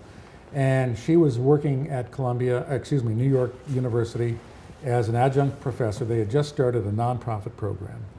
And she wanted to know if I wanted to teach in it, especially with ethical decision making. I said, sure, I'll come up. It was a once a week thing, and so I took the train up here every week. I now live in New York, but then I lived in Washington. In the late 2000s, the job of academic director became open. They had shifted the program enough, it had grown enough at that point, and I was asked to take that job, and I did, and that brought me here. That was a full-time job, and I came to New York, and I kind of, in my heart, always wanted to live in New York. And I'm glad I'm here. I met my wife here, and I'm really, really glad I'm here. So I came and worked at NYU. Then I got the call from Bill Robertson, and I knew I couldn't do both at the same time. So I made a difficult decision, wrote the book, left NYU. As soon as I finished, on the day that I finished the last word of the first draft of the manuscript, I get a call from Columbia. It was serendipity, but it was still the timing of it. And, well, we have an opening in our faculty. Would you like to teach here? I said I'd be very honored to. I thought I would go back to NYU, but things were not the same there. Have a high regard for NYU, but I was really glad to go to Columbia.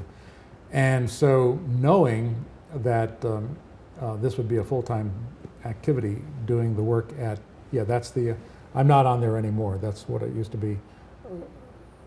they call it fundraising management now. Yeah, well, that's okay. That's okay. Yeah, they've now changed that. I wanted them to change it to nonprofit management because we were doing so much work on nonprofit activity. And it wasn't just fundraising. Fundraising's, of course, the backbone of any charitable enterprise. But I was teaching board governance, so I wasn't really teaching fundraising except when I was filling in for other places or other teachers.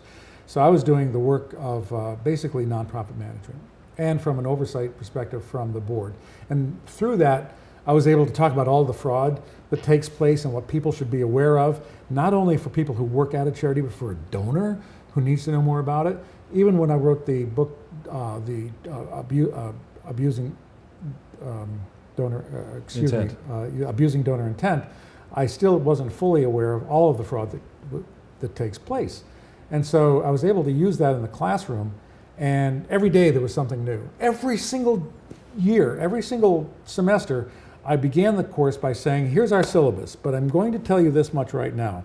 We will not follow it completely because something will happen in the next few months that will take our attention away, that will be germane to what we're learning about nonprofit board governance. And it did. Every single one. Was it Lance Armstrong, whether it was the Cancer Research Organization, or whether it was Wounded Warrior Project. So one day, I was at Columbia, and it was a Tuesday night, and I got home after teaching, and I was home around 10 o'clock, and I got a text message from a good friend of mine, Laura Fredericks, who teaches also fundraising and has written some good books on fundraising.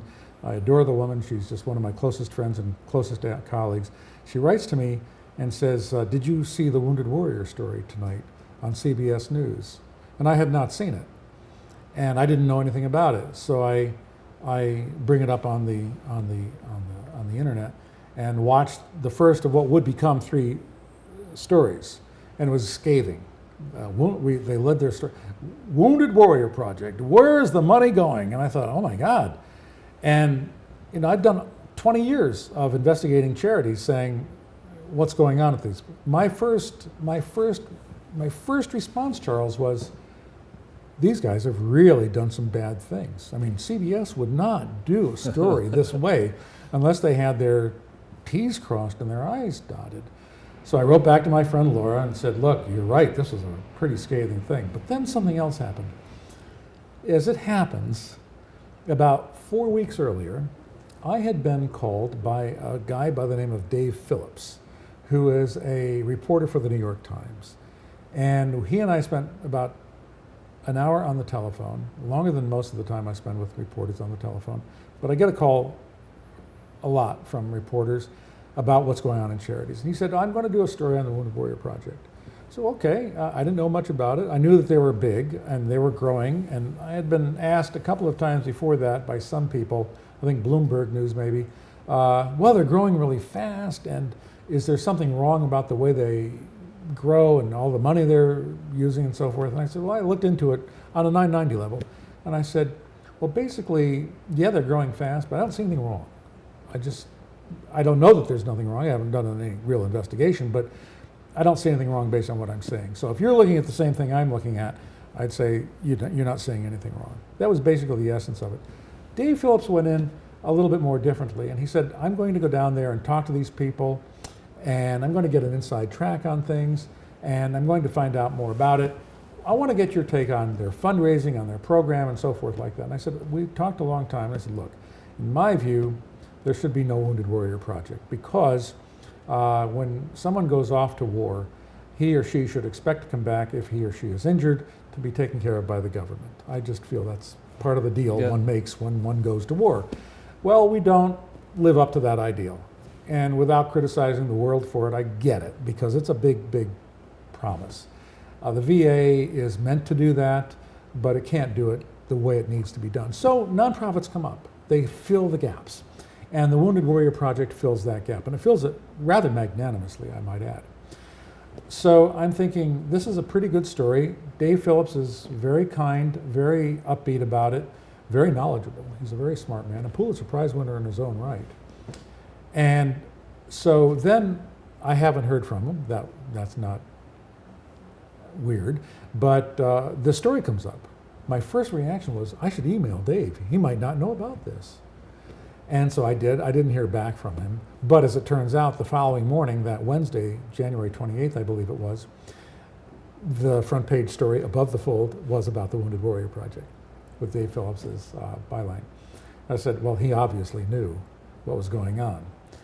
And then that same day, during the morning news and then the evening news, there were 2 more segments about the Wounded Warrior Project. Then, as it happens, that week, I had written an article about Charity Navigator, one of the ratings services of charities, and it was scathing because I don't like Charity Navigator, and I started Charity Navigator, but that's another issue. That's important. It's really important. Well, I'll get to that. Why that is important in a second. But I wrote this article, and I didn't write the title or the headline. Someone else did for the Chronicle of Philanthropy, which is the newspaper for the nonprofit world, in addition to the Nonprofit Times. So they're both, I think, equal partners in this reporting business for philanthropy and nonprofits. But the headline was, Charity Navigator, grow up or shut up, or grow up or shut down, or something like that. I didn't write it, but that was basically a good summation of my argument, because I said, they're doing nothing to help the donors understand things. Well, I had done this without ever seeing the CBS report, but as it turns out, I was able to just throw in a line or two about it. I called the editor up and I said, well, this just came out, so I just like to add on to it, because CBS was using Charity Navigator as a resource. According to Charity Navigator, there it is, shut down. According to Charity Navigator, Wounded Warrior Project is doing this, this, and this wrong. So they were sourcing Charity Navigator on this. And that same week, I had written an article that was pretty scathing against Charity Navigator. So as a result, someone, Peter Honerkamp, who basically founded one of the signature programs at Wounded Warrior Project back in the mid-2000s called Soldier Ride, called me. He had read the article in the Nonprofit Times about Charity Navigator, and he asked me to call the people at Wounded Warrior Project. I said I'd be glad to. So I called Steve Nardizzi and Al Giordano, the CEO and the COO, that next Saturday. This was within the same week of all of this. Yes, that was the 28th, and I think earlier it was the 27th. Yes, it was all the same few days. And they said, look, this is like so not us. We do not understand where these reporters are getting this information. Steve Nardizzi would later tell me that he watched these stories on CBS and wondered if I turned down the sound and just saw things, I would not believe they're talking about Wounded Warrior Project. This is not us. Fake news. On CBS? They are constantly broadcasting. Anyway, continue. Well, it's funny you bring up that phrase, and I'll come back to it. But they said, look, what we'd like you to do is we'd like you to do a top-to-bottom investigation of our organization. I said, oh my God, I'm at Columbia right now, and I'm full-time, and I'm doing the director's job, which is a lot of non-teaching and a lot of administrative stuff and a lot of non-fun stuff. I love the students and I love the faculty, but administration of the university, oh my gosh. But I said, I've got a full-time job, and I know what you're talking about would take 6 months of full-time activity, and I'd have to hire a couple of people on top of that.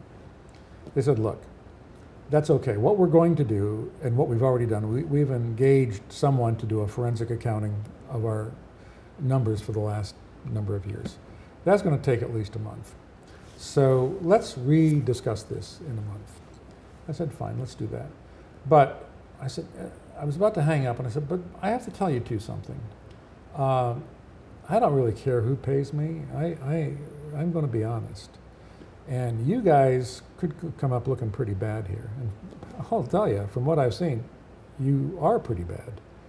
So if I'm going to do this, it's not going to be a process of whitewashing you. I need you to know that. And they said, music to our ears. We want you to be as honest and as critical as you possibly can. That was music to my ears. I said, okay, fine, as long as we're on the same page there. So a month later, I got a call from the Chronicle of Philanthropy, Timothy Sandoval. What did you think of the news? This was on a Thursday evening, I believe the 10th of March. What news? Well, the CEO and the COO of Wounded Warrior Project were fired. I said, what happened? Well, we don't know, but they held a news conference this afternoon, and they said that Nardizzi and Giordano were gone. I said, really? I guess there goes that project. I didn't know how I'd fit it in anyway, but there goes that project. And I thought, this is really weird, because the headline really was that, and it was Simpson Thatcher that they had hired to do this, along with FTI, but Simpson Thatcher was the vocal part of this, came up and said basically there was nothing wrong. Nothing wrong. All right, so I get that. So why did you fire these two guys? And Timothy Sandoval and I were scratching our heads, and no one knew. So I'm thinking, something here is awry. And the person who called me to begin with, Peter Honerkamp, he called me back and said, what bleep, bleep, bleep is going on? I said, I have no idea. Did Steve and Al do something really, really horrible that no one wants to talk about? Is there something that we're missing here? I've only talked to them for a few minutes on the telephone. I have no idea. But Peter said, look, I know those guys, they're straight up guys. And on top of that, the report from Simpson Thatcher came back and said nothing was wrong, except for some minor improvement opportunities, which any investigation would show, any kind of evaluation would show. That's nothing new, and it's not news, and it certainly wouldn't be grounds for firing the two top people. Now you have to keep in mind and remember that both Steve and Al were the architects of the success of this organization. They went from about, I'll say conservatively, $10 or $15 million a year up to almost $400 million a year in a 10-year period. Well, you say that's a lot of growth, and a lot of the people, as I said earlier, who were calling me saying, is there something going awry here? And I thought, no, they're just going quickly. But another thing to keep in mind when you are a charity, especially the kind that Wounded Warrior is, their mission is huge. They're trying to fill the gaps where the VA is falling down. You raise a good point. What we should do, Jason, is put up that slide up that has Wounded Warrior Project. The next slide after, while he's talking, so that people can. It's important to know that this mission is huge, and one of the problems, Charles, with next. Yeah, there we go. No, next. We'll go back to that.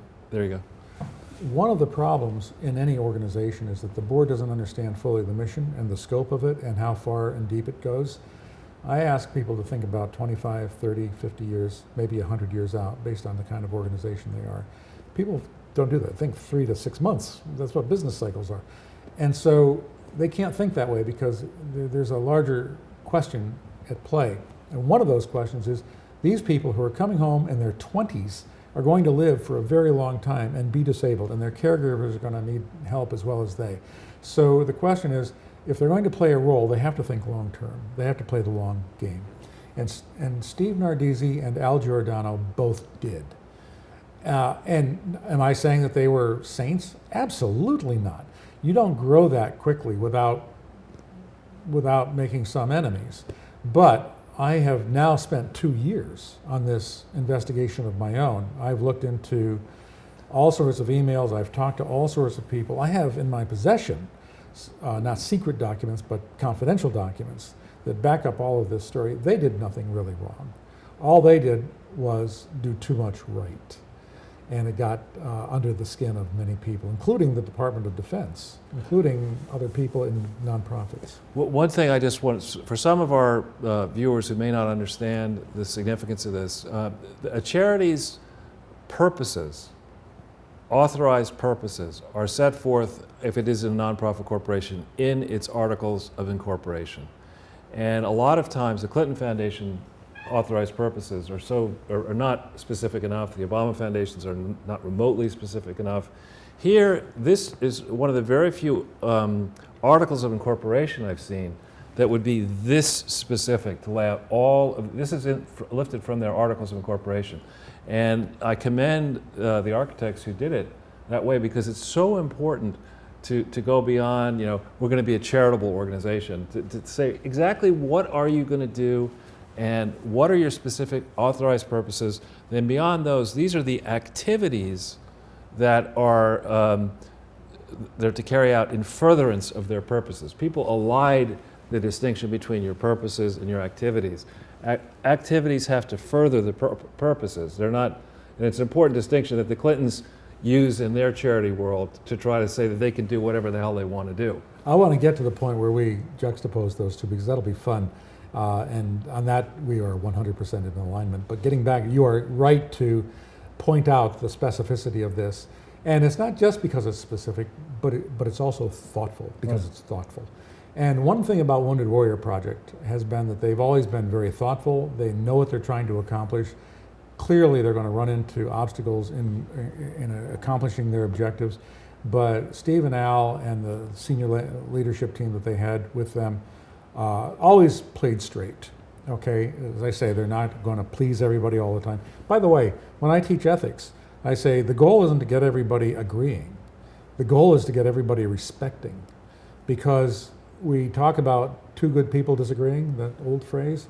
Well, if we're going to mean that, we have to actually allow for people to disagree with us. Right. And right now, our current conversation nationally doesn't permit that, and that's too bad. I think if we paid more attention to that, then some of the substance of what we're agreeing about could be better dealt with, but that's another issue. The point is that these two guys were running a Class A charity, the largest veteran service organization in the United States by far. And it wasn't because they wanted to raise a lot of money for the sake of raising money. They were instituting programs that were helping veterans, really helping veterans in a way that the VA couldn't and wouldn't. And again, I know, and I spend a lot of time criticizing the Veterans Administration in my book, but it's not about criticizing the VA here. It's about allowing a nonprofit to do what it should be doing to help the veterans in a way they're not otherwise being helped. And they were doing that magnanimously. So there's an irony when I said, oh, look, Steve and Al, I don't want you to think I'm going to whitewash you, because I feel like that's I haven't whitewashed them, but they've come out somewhat heroic in this process. And I didn't mean for that to happen. I didn't mean for Bill Robertson to come out heroically either. And the other, all he did was his job of trying to find out where the money was going. He wasn't trying to be a prima donna or anything like that, like Princeton was claiming. And similarly, Steve and Al were never, ever out for their own aggrandizement. Always for the servicemen. And you know, one of the funny theories that came out, I think I know I did put this in there, in the book, somebody said about the board and the Steve and Al thing, because there was a lot of tension, and the board thing is a really big problem in this whole process. But somebody said, well, the board were successful business people and or military people. They had high ranks in the military. A lot of the people they're serving in the veteran community are not of that level. And on top of that, Steve and Al were able to connect to these guys on their level. They were able, I mean, I have talked to so many people, dozens and dozens of people who either worked for Wounded Warrior or who are Wounded Warriors or veterans themselves. And they cannot tell me enough how much they appreciated the work of Steve and Al. Yeah. Now you mentioned, let's go back one slide, Jason, if we can. You mentioned that you founded Charity Navigator and you're not so happy with Charity Navigator. Now this is a very summary comparison of the three main rating services, Charity Watch, GuideStar, and Charity Navigator. And what we do here, just a lot of people are not that happy with numbers in our audience. Yes. So to make it simple, red is bad. Okay. Now, the thing to point out here, the thing that just jumps out at me, it's very similar to the experience. I started exposing fraud looking at the corporate world, and the first one was General Electric, which is a very big company. And it was actively rated. It had AAA ratings from Moody's and S&P. These are gigantic corporations. Very big fraud. Big fraud, big rating service. But the big rating people, with all the experience they had and all the resources, the financial and other resources they had, they were not equipped. They missed the GE fraud, I think. Now here, though, I look at this, and a number of these, Charity Watch, I think was the first one, is still today run by a very small group of people. Yeah, Daniel Borishoff at Charity Watch, he's out in the Midwest, very small. And very superficial in what they look at. Right. But that isn't to say he's a bad guy. Right. That's I'm a not different saying thing. that either. Then GuideStar is bigger in personnel, the biggest. But if you look down at the bottom, they had a big problem in the most recent period, ended December 31st, 2016. They lost $1.5 million.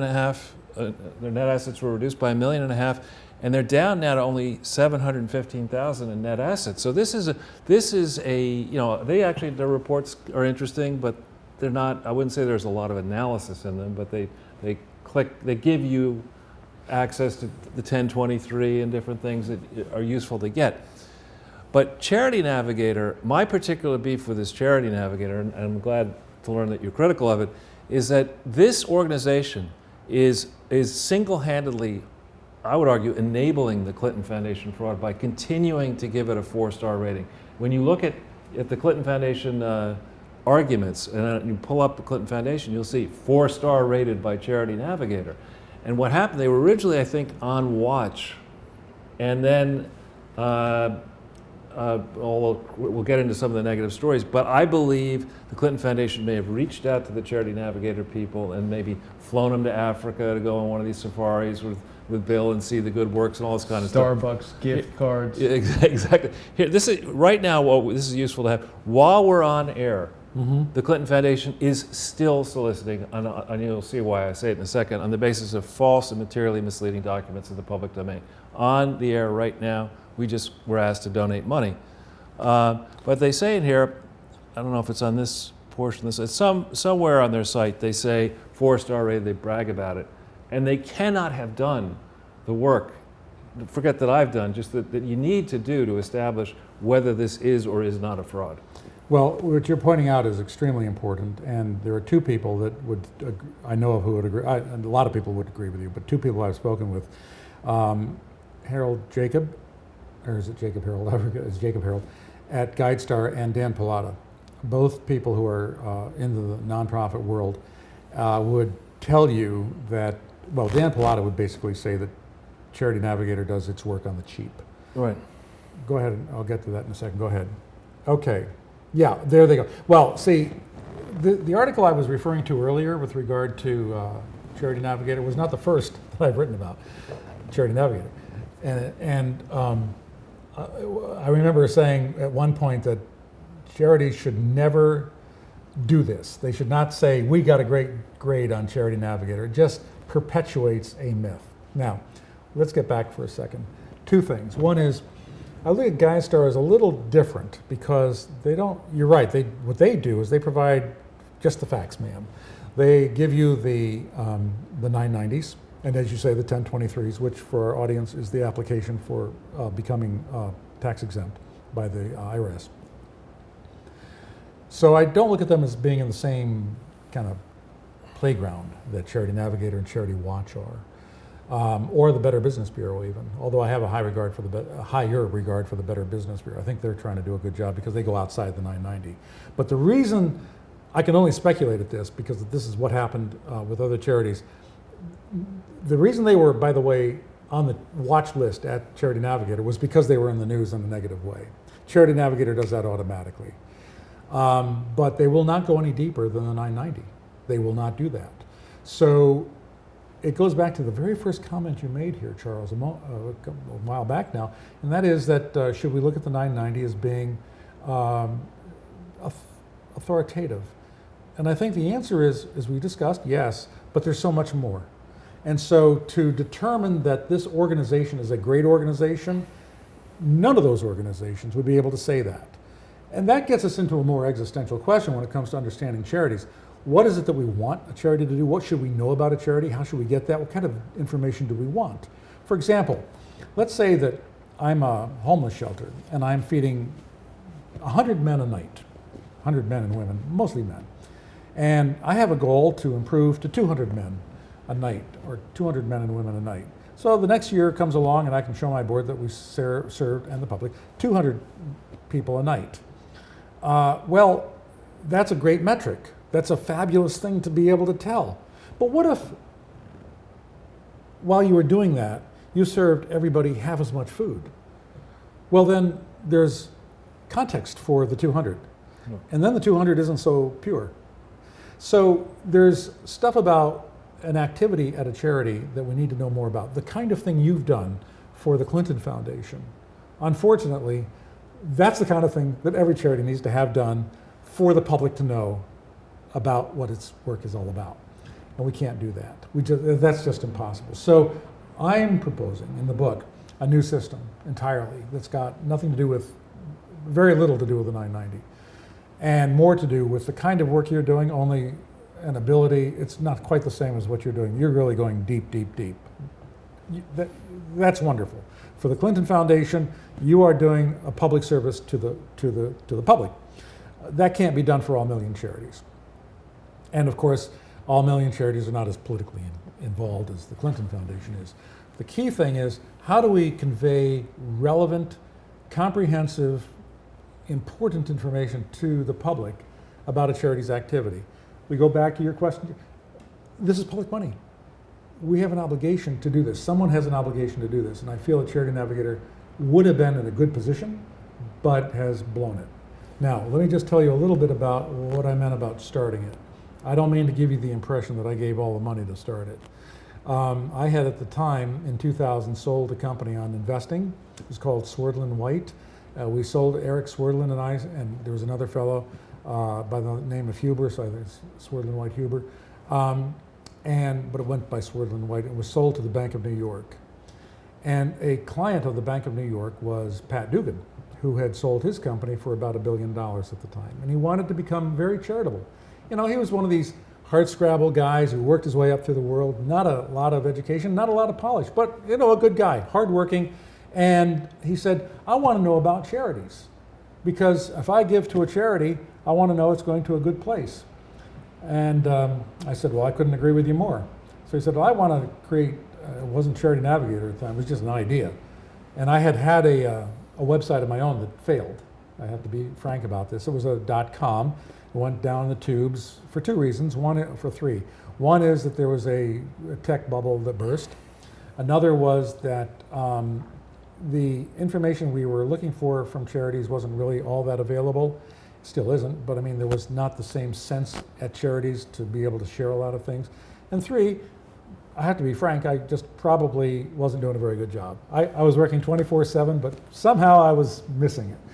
But the Bank of New York knew about me and connected me and Pat Dugan. And Pat went into this, and I said, this is a great idea. And he looked at my site and he thought, you know, I said, that was the problem. Everybody went, I said, oh, look, I'll be glad to do what you're asking, but I can tell you that the only resource we have is a 990. He said, that's all the resource we need. And I said, Pat, I don't think that's true.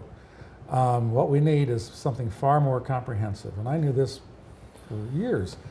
The 990 is not going to be our holy grail. I don't care. It's the only thing we can have, and so we're going to use it and make it work. And he was right about it was the only thing we have part. I said, well, look, the reason that it's not the greatest, he wanted to compare it to something by the name of Morningstar, which is, sure, you probably know it in a heartbeat.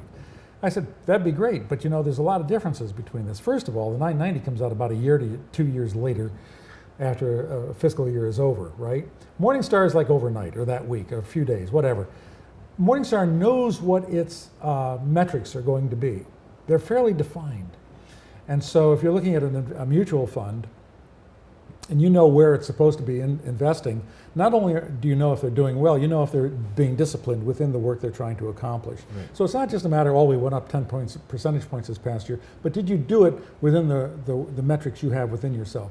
The 990 doesn't have any of that kind of thing. So it comes out late, and it comes out subjectively, much more subjectively than Morningstar. So a lot of the stuff that you put in one category could go into another, and so charities can fool around with this. But third, and this is, I said, was the most important thing, Pat, people don't make their decisions charitably based on the organization's numbers. I mean, it's nice to know if they're going down the tubes, but I went out to California, Southern California, and I was before an audience, and I was thinking I was telling a joke. And I said,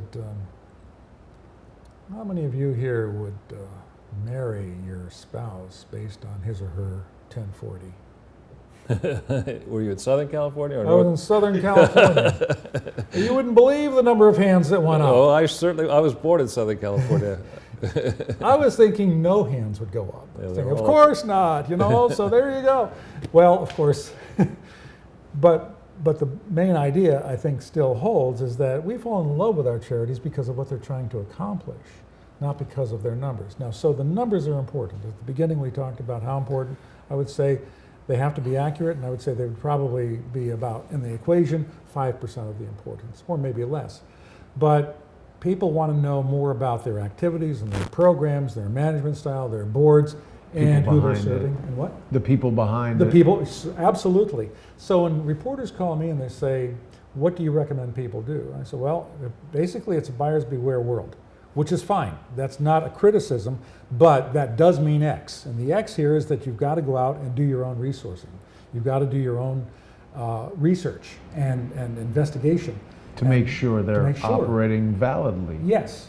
Now, one of the problems is that people have different ideas about what valid means. Now, when Pat and I knew that I would never be the executive director of this organization, I went in there holding my nose, knowing it would be kind of fun. The math is easy.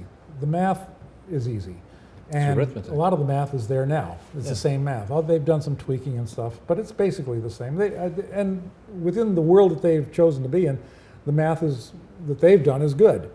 But I remember talking to the first director that Pat had hired.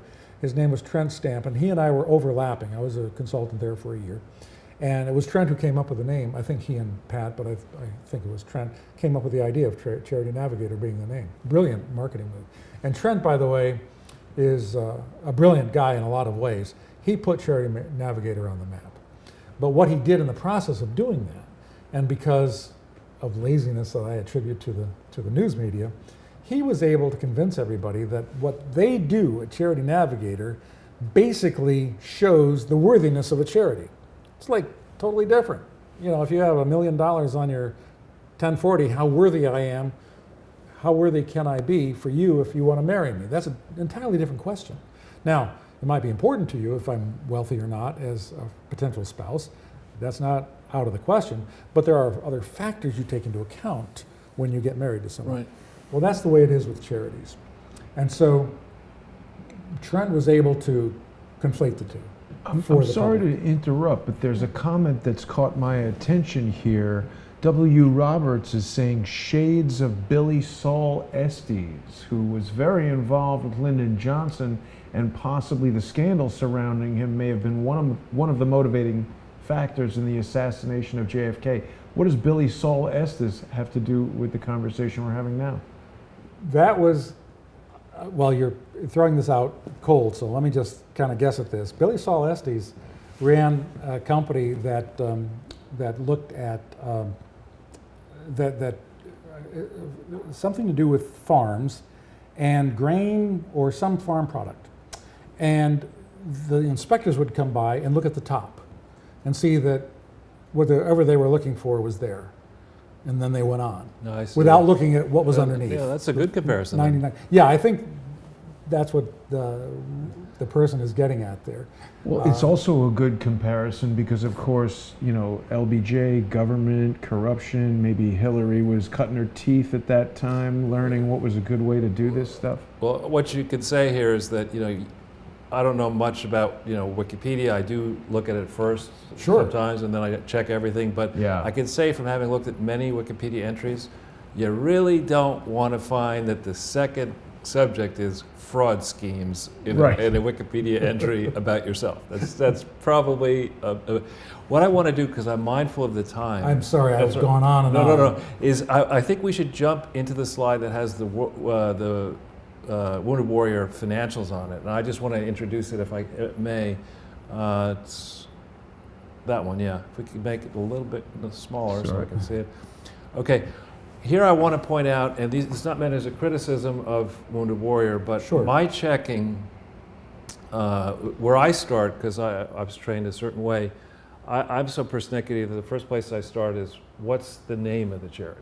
Is that the real legal name that they're using, or are they doing it the Clinton way, where they they create multiple similar sounding names in different jurisdictions that are not their real legal names. So I'm satisfied I know the real name of the Wounded Warrior Project. We won't get into that. Then I look, as far as audits are concerned, maybe you have the same experience.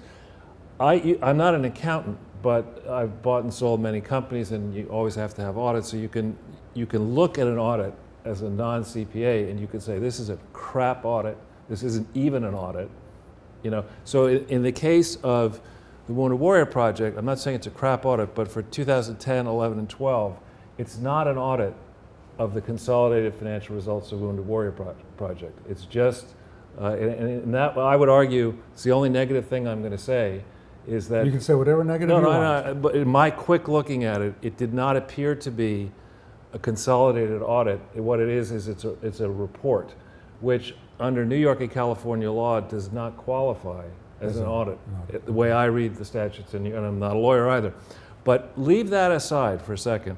All the subsequent 13 through 16 are all consolidated audits. And that's what the Clinton Foundation audit we will shortly explain to you is not even an audit, but it masquerades as a consolidated audit. So you look at this, I look at this growth trend. You said it back at 10 million, 12 million. I think that's back in 2005. Yeah. I pick it up in 2010 because this is the year that ends September 30th, 2010. Therefore, it includes 2009. And that's very important to compare to the Clinton Foundation. That's why I start here. And you look at this growth. Now, this is monumental growth, 73 million, up in here, but you actually get to 483 million of total income. That's cash contributions, in-kind contributions, investment income, everything.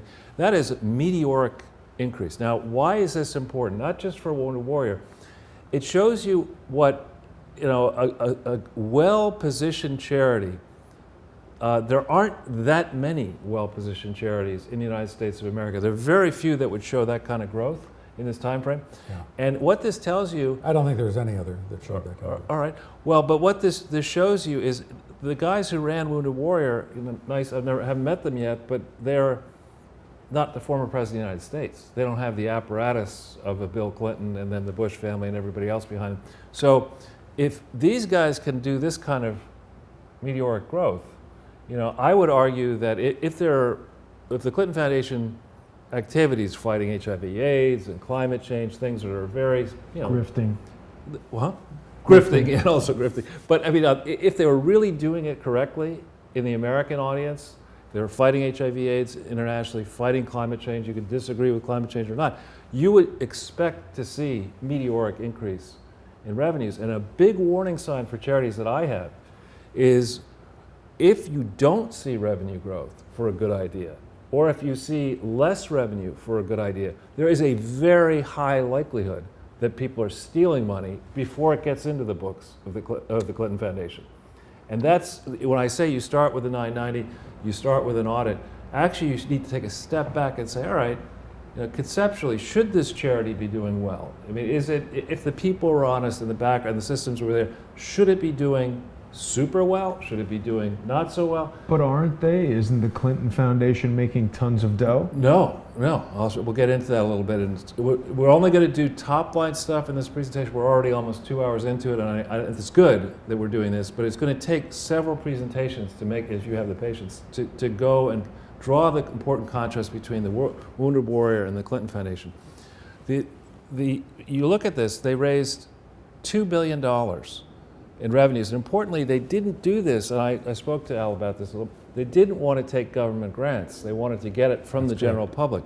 So this is really something. The Clinton Foundation primarily gets it from government grants, and then, wouldn't you know, I mean, this is a softball for you. From 1998 to 2007, though the Clinton Foundation has claimed massive contributions in various press releases and then in the agreement with Barack Obama, from multiple governments, 20 governments. What would you guess is the sum total in the line on the 990 that happens every year, from 1998 to 2007? How much did they declare in government grants? Can we make it like The Price is Right and I'll bid $1? Right. Government grants, probably zero. Zero. But they received hundreds of millions of dollars of government Since. grants. No, in that you win period. the car. Okay. In that period, Okay. right? Yeah. Yeah. So Wounded Warrior, to get this from the retail audience, when I see a charity advertising on television, I really don't like that.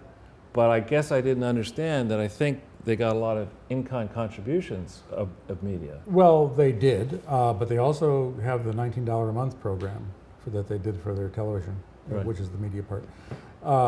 They were really a hard scrabble. They are a hard scrabble organization. They are, in the truest sense of the word, a public charity, Right. and the public has supported them. And who wouldn't? I mean, the cause is so great. Now, part of the problem was there are a lot of causes that are great that are fraud. The charities are fraudulent. These guys are not fraudulent. Well, look how much they went down. The 2016 number is half of that year is Al and Steve not there. And what I have learned from confidential sources and have it in writing, because it's a board manual, that the first 2 quarters of the 2016 fiscal year, which is when Steve and Al were there before they were fired, contributions stayed steady. It wasn't the story from the CBS News and New York Times that made this a problem. It was the firing. The second half of that year, they lost $80 million, or about $70 million total, actually. 80. And so that, and we just saw this, 2017 came out probably after you did this, because it was just a few days ago. They lost another $90 million.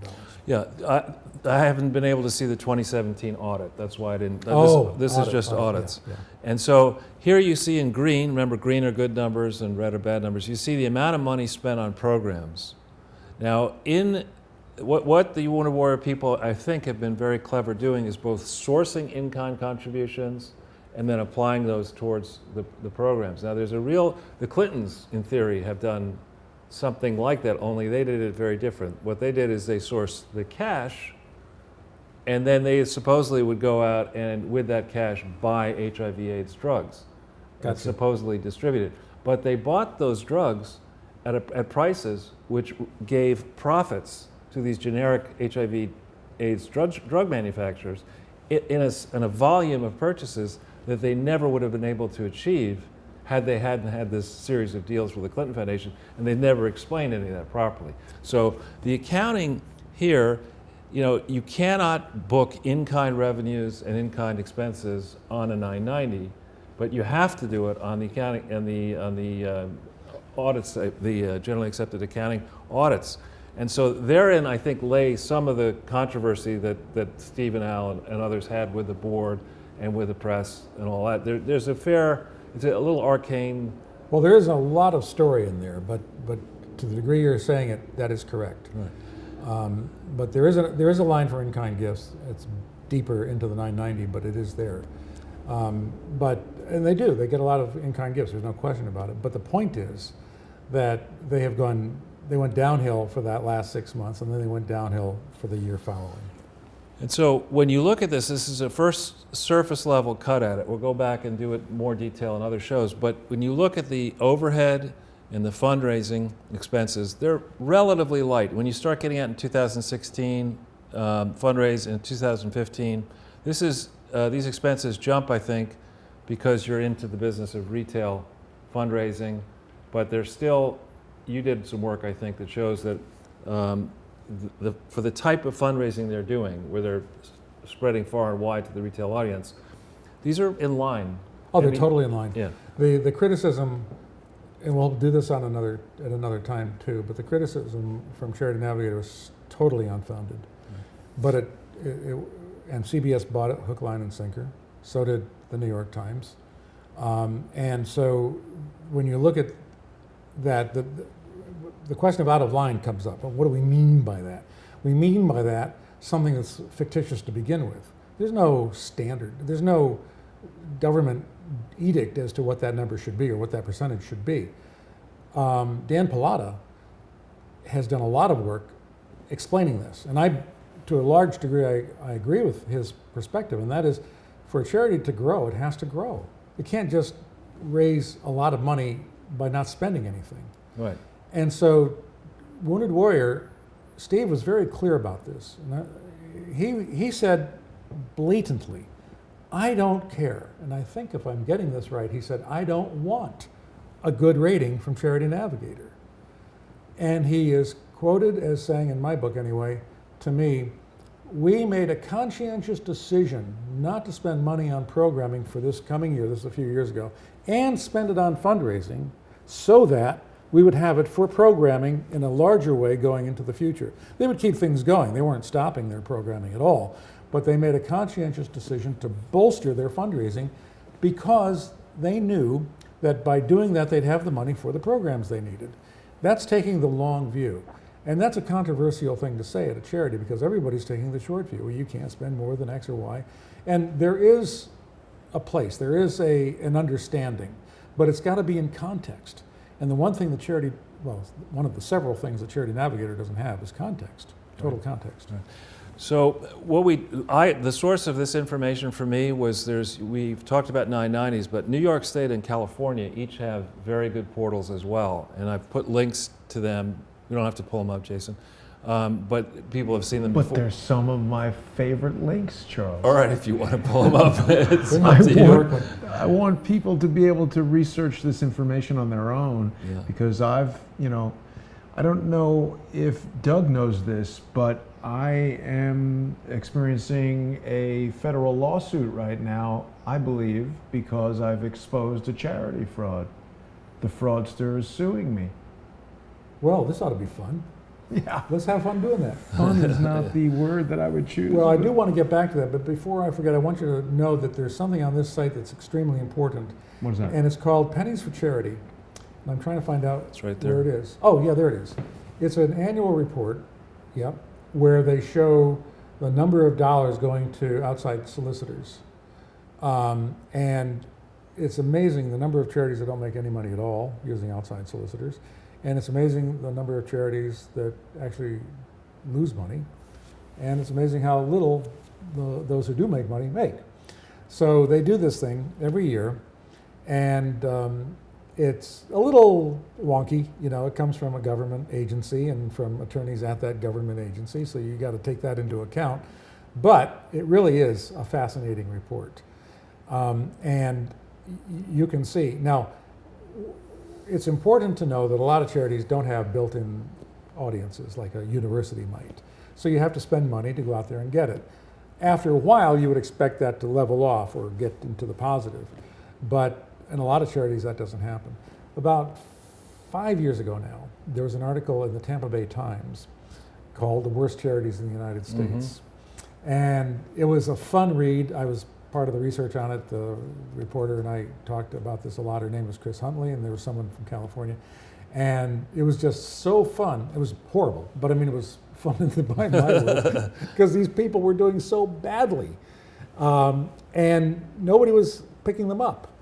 A lot of them were cancer. And this goes back to the Texas cancer. Yeah, well, Tennessee and Texas. Yes, the idea behind the heartstrings is not the only thing. People need to work with their heads as well as their hearts. This is something I tell donors all the time.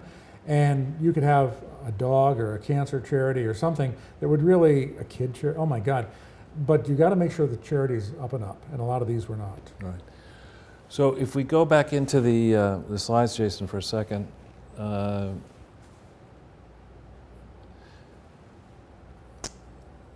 I'm now going to tell you something. We've talked about it, but I'm going to show you the context that I think the Wounded Warrior people and the New York Times, if Mr. Phillips is watching this, CBS, they really need to understand how diabolical this attack was and the motivation for the attack. Because what was really going on, in my view, is that the exposure, and I'm not tooting my own horn, the exposure, or I suppose I am tooting my own horn a little bit, but of the Clinton Foundation began in earnest in March of 2015. And in the next slide, we'll show you just some of the things that are, just to me, some are not so objective and some are objective. When you bring in an independent CEO, and Eric Braverman, to the Clinton Foundation, and he signs, they produce their audit for 2013 after the final filing deadline of, I'll make sure I get this right. Yeah, the audit for 2013 was due by November 15th, the latest. The Right, with the extension? Yeah, that's the absolute final deadline. And under New York law, you're not supposed to file past the final filing deadline. So somehow they get an extension to get the audit done. And Eric is the first independent CEO, truly independent, not connected politically to the Clintons or otherwise. They get this audit done, from memory, December timeframe, okay? And then suddenly, Eric Braverman resigns 9 January 2015 after this audit with never a clear and convincing explanation of why did this guy from the outside come in, they paid him a lot, they extended his contract, and then he abruptly resigns, okay? That is a major league red flag. There's something, we brought it up in the past on the show, considerations in fraud and financial statement reporting. One of the big headliners is if you have sudden unexplained changes in senior management. But Charles, what about the fact that he resigns, disappears, and when I try to talk to him, multiple people try to destroy me, get me into trouble, prevent me from seeing the guy at Oxford, security physically restraining me. That's someone with the last name Chavez calling Oxford to tell them that I'm trying to harm Eric Well, okay, Braverman? remember we're talking Why about would he do that? yeah, it's another further thing, but we're now in 2015. Just to keep Right, but this is to do with Braverman. There's a lot Right. of attention being put on don't talk to Braverman. Right, right. And so, and what I did through context is we reached out to him through To Braverman. Yeah, and the message came back. Look, when I have to talk, I will, but I'm not doing anything now. In other words, I think what he was more or less saying is I'm not going to get in the way of the Hillary Clinton presidential contest, right? So we know that by the 9th of January 2015, there was... Well, for him to, let me interrupt here, I'm sorry to do this, but for him to even say that means that the foundation was involved in the political activity. Well, wait, I'll show you exactly. I mean, correct? I mean, this should be a completely different question. Right. Why did you resign from a foundation? Right. I don't want to get involved with the... Right. So there's a red flag. Oh. Obviously, you guys know that. But the point, from my perspective, looking at it naively, I'd say, there's this and there's this. I want to talk to you about this. Don't talk to me about... Don't tell me this is why you can't talk to me. Right. I'll go talk to him. Well, just to give you a few facts that you may or may not, which you may or may not be aware. So the Clinton Foundation was formed on October 23rd, 1997. I would argue partially because they had major league problems raising money, because the first presidential expense trust that was to help defray the expenses, Charlie Tree, this person with foreign contacts, was exposed as somebody raising money from foreigners to support that trust, which you're not allowed to do. So they had to announce they're shutting that down. Bill Clinton and his people lost the case, stopping the Paul Jones lawsuit from going forward. They desperately needed money, and they needed a vehicle. And so here they create this William J. Clinton Presidential Foundation, which did not file a short period tax return for 1997, even though it was created on October 23rd, 1997, and its determination letter went back to that date. And even though there's abundant sign of activity in that period, they never filed a tax return for that period. They also, of the 3 directors, there was Skip Rutherford, who was a political crony of David Pryor, the former Arkansas senator and governor. So Skip was a junior guy to David Pryor, but he was made the president. David Pryor was the supposed independent trustee, but he was given the job of raising the second. He was chairman of the second presidential legal expense trust, which started in February of 1998.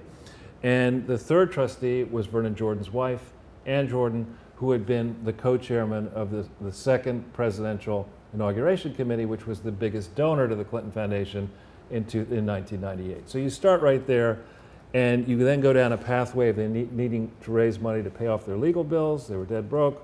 They needed money for Hillary's campaign, Senate campaign. By 99 or thereabouts, Terry McAuliffe goes on the board.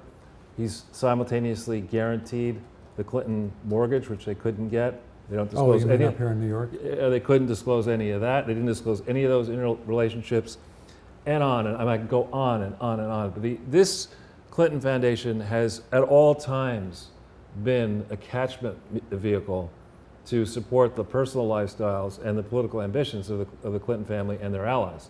I mean, to say that they're divorced or pristine from that, I mean, it's not even remotely close. So I bring all this up to say that by March 2nd, reports surfaced in the New York Times of the Secret Server, and the existence of the private emails, rather, the emails that Hillary had been sending back and forth had gone over a private system outside the government and under the control of the Clinton family and perhaps the Clinton Foundation. By the 9th of March, that's when I started writing, and I know people don't like Breitbart, but I had good experience with them. I exposed this Teneo thing, which I don't know how close, you mentioned FTI.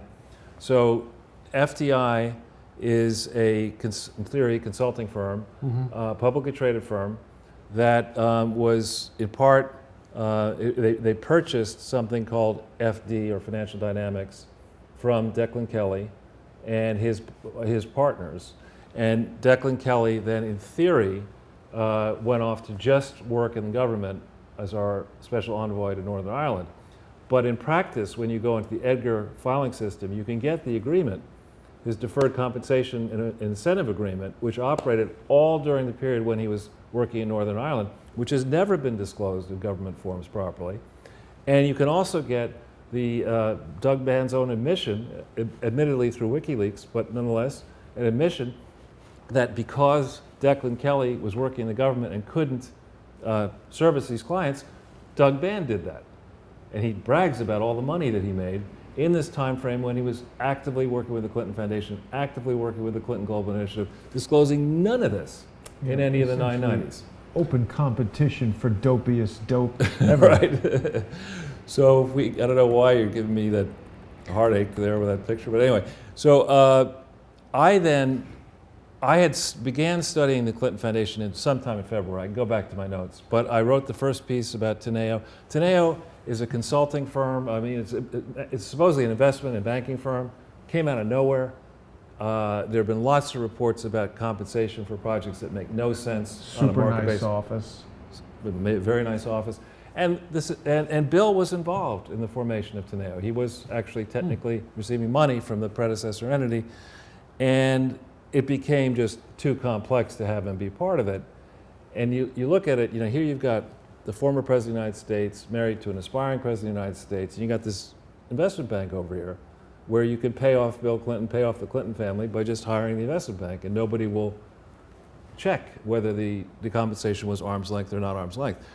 So I flagged that on March 9th, and there are a lot of other things in this article. If you'd have a chance to read it, you'd be interested in it, because BC Partners, which is a very large private equity firm, global private equity firm. It came out of Baring. It used to be called Baring Capital, Baring Brothers. Oh yes, yes. And its investors are the sovereign wealth funds, the snootiest and most difficult big pockets to get into. And the mission of BC Partners was to invest in control positions in established global multinational companies. They made a decision to take a minority interest in Teneo when it was just getting started. It makes no sense. It's way outside the investment charter of BC Capital. Small investment, not control, not established firm. And I just said, look, that really needs to be looked into very carefully, because it's the governments, that are investing in BC and doing that. Anyway, then this piece, I do want to just put it up here, the 16 March one. This one got a large amount of attention. And I basically, you can see in a second, it should come up, unless they're now. This is it, right? Yeah, but it should have many more shares. This one's actually also super useful for me, because it's got both of them against a blue background, so they're easily extracted. So this is actually, if we leave this up here for a second and maybe refresh it, this used to have 82,000 Facebook shares on it. You can see it has down here almost 17,000 comments, right? Yeah, it's probably different. Well, no. I think they're down. They're recalibrating. That's very strange. I have screenshots of it at 82,000, and that's I don't know if you would agree with Charles, somebody time phone hacked your Breitbart that. article. I guess so. Yeah, I was wondering if something like that might have happened. Yeah, could have been time phone hacked. That's true. But anyway, it did have 82,000 Facebook shares. One rough estimate is that for every 100 people who view an article, one person will take the action of sharing it as a rough metric. So that means, if it did get 82,000, a lot of people saw this. And this lays out the case, before I knew what I obviously know now about the Clinton Foundation, why the hell wasn't the IRS jumping all over this thing? Well, you know that the IRS doesn't have the staff that it should for this kind of thing. Yeah, right. But it is a large, Right. they should be on it. Yep. If you're going to talk to me about Lois Lerman. I'm not going to about Okay. that, because she'd gone by then. Oh, she was, okay. All right. Okay. So the issue here, and I want to make one important distinction. There's a special subset, a large and important subset of charities that I'm focusing on that I think deserves a different level of attention, and that's U.S. charities that operate internationally. Yes. Because U.S. charities that operate internationally are subject to special rules. They must tightly control their international operations from a U.S. base. They cannot be acting as an agent for governments. And there's a whole bunch of things, and they're very tough to regulate. If you're sitting there in the Cincinnati office, the Ogden office, the IRS, how in the hell do you understand a charity like the Clinton Foundation that's spread into 60 countries or 80 countries where the currencies are moving like this and the opportunities are rife to just skim money out of such a charity? So I put this, we don't have to put the link up, I put my first detailed analysis of the Clinton Foundation up on the 20th of April.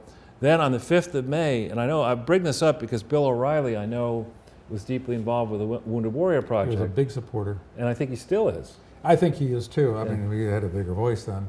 But he called on the FBI, called for the FBI to investigate the Clinton Foundation on the 5th of May, and there's a link, you don't have to put the link up, the 5th of May, 2015, right? So the heat is now really on the Clinton Foundation when he does that. And then the FBI opened an investigation. I don't know if you're aware of this, but there's a link, and maybe we will pull this up, if you don't mind, Jason, this link. The FBI opened an investigation, full-scale, uppercase investigation into mishandling of classified information by Hillary Clinton and Uma Abedin and others on the 10th of July, 2015. Not 16, 15.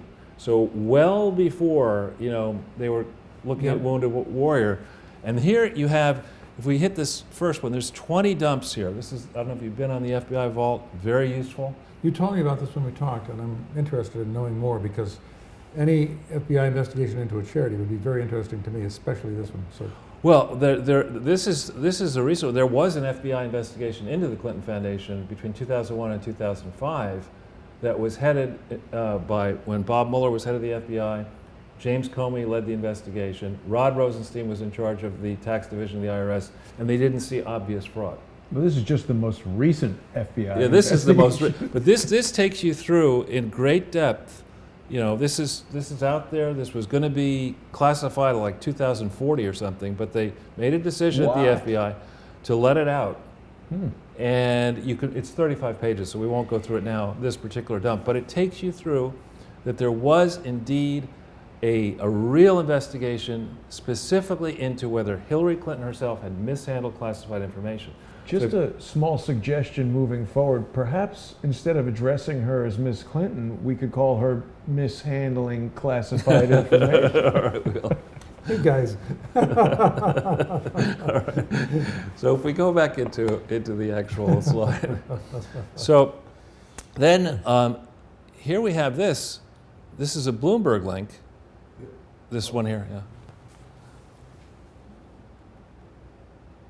So this may take a second to get in through your screen or whatever, but this is a story about Bill and Hillary collecting mammoth amounts of money through speeches, but most importantly, Bill Clinton was honorary chancellor of the of Laureate University, Laureate Education, which is a for-profit, publicly traded now university system. He was paid $17.6 million for part-time work between 2010, April-May 2010, April-May 2015. They have never disclosed those payments in the Clinton Foundation 990s, even though he was an officer of various Clinton Foundation, director or officer of various Clinton Foundation things. And the Clinton Global Initiative, as we'll explain in a second, was never set up as a charity lawfully. The joint venture between the Clinton Global Initiative and Laureate to create Clinton Global Initiative University was never authorized by the state of New York or any other state to be a university. And it's tiny, the whole thing. The whole Clinton Global Initiative was a minuscule thing, and the university joint venture even smaller. And here's Bill taking $17.6 million for part-time work and not disclosing any of that in any of these filings? Still? Interesting. You know? I didn't know that, any of this. Yeah, so Look into it. then if we go back into the thing, by the 16th of November, and this is important to your context, I think, for why they went after Wounded Warrior. You said they started sniffing into it a month or so. I think it was actually well before that. So All that late summer of 2015, I believe. All right, but so here, Yeah. you know, it fits in nicely.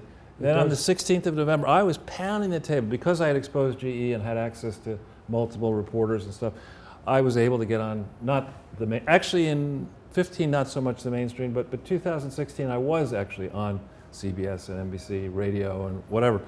But here they, after I'm pounding the table saying you gotta refile all your tax returns to the very beginning, they say, nah, we're not gonna do that. We'll just do 2010, 11, 12, and 13. And I warned on radio and television and in print, I said, look, if you do a half-assed job of this and you file incorrectly, you're only gonna further complicate your problems because you're gonna have to refile again. And then again, and here we haven't even begun talking about state tax returns, which you also have to file. Those are all wrong too. So with that context, if we go to back into the slides, go to the next page, we put up Wounded Warrior Project, right? And we had a bunch of numbers. These are the declared program expenses of the Clinton Foundation, right? Right there, the various initiatives. And then the percentage of the total. Okay? And now I'm going to take you through each of the initiatives. Okay?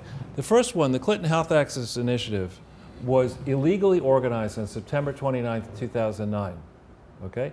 What they did is they had begun fighting HIV/AIDS internationally by their admission in 2002 without having the authority to do any international activities. On their 990, on their 1023 for the Clinton Foundation, they were asked, "Are you going to be international?" No. This was supposed to be the Clinton. It was on the 1023. On the 1023, it's up there on their site.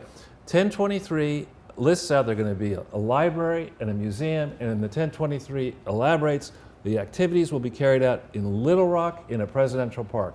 Period. No New York office, no Boston office, no, and certainly no international activities. And then in the 1023 for this Clinton Health Access Initiative, they're asked, "Are you a successor corporation?"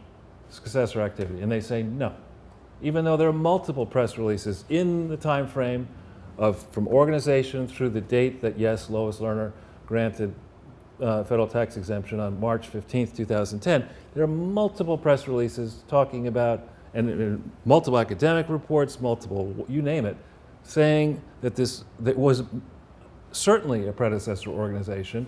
And more to the point, it was the largest piece of the Clinton Foundation in 2007, 8, and 9, which we know from the real versions of their, in quote, audits that are not on the Clinton Foundation website, but that are in the New York State website, right? So it's a knowing, massive falsehood that it was not a successor. The Clinton Global Initiative, we talked about some of those private gains, right? And for our viewers, you know this well, and Jason now knows this extremely well. Private gain does not mean money alone. It means an advantage, a competitive edge, but it certainly means $17.6 million in compensation for part-time work as chancellor of a for-profit university. I mean, that's a lot more money than I think most university presidents around the world make for full-time work. Chancellor a weird title, like he's like the right. You know, the grand poobah of laureate, or what? Well, laureate is a whole nother story. And the whole idea of for-profit education, I think for-profit education can make sense in certain areas, but in social and liberal arts, no way. No way does that make any sense in my view. But anyway, the Clinton Global Initiative began operation in 2005. It held multiple conferences here in New York, all sorts of publicity for it. What was it? It was a closed session to brag about what you might in theory do in the future. You would make commitments to action, which are not pledges. There's never been an accounting for all of this. There's never been any consideration of the massive private gains that investment funds derive by saying, we're going to donate this, and corporations derive. None of that has ever been properly organized. And none of these, so these two entities here never did their state filings, never did international filings properly, and the Clinton Foundation itself never explained properly all their doing business as names that they needed to do in every state of the union. They never did any of that properly. Then we get to the Presidential Center.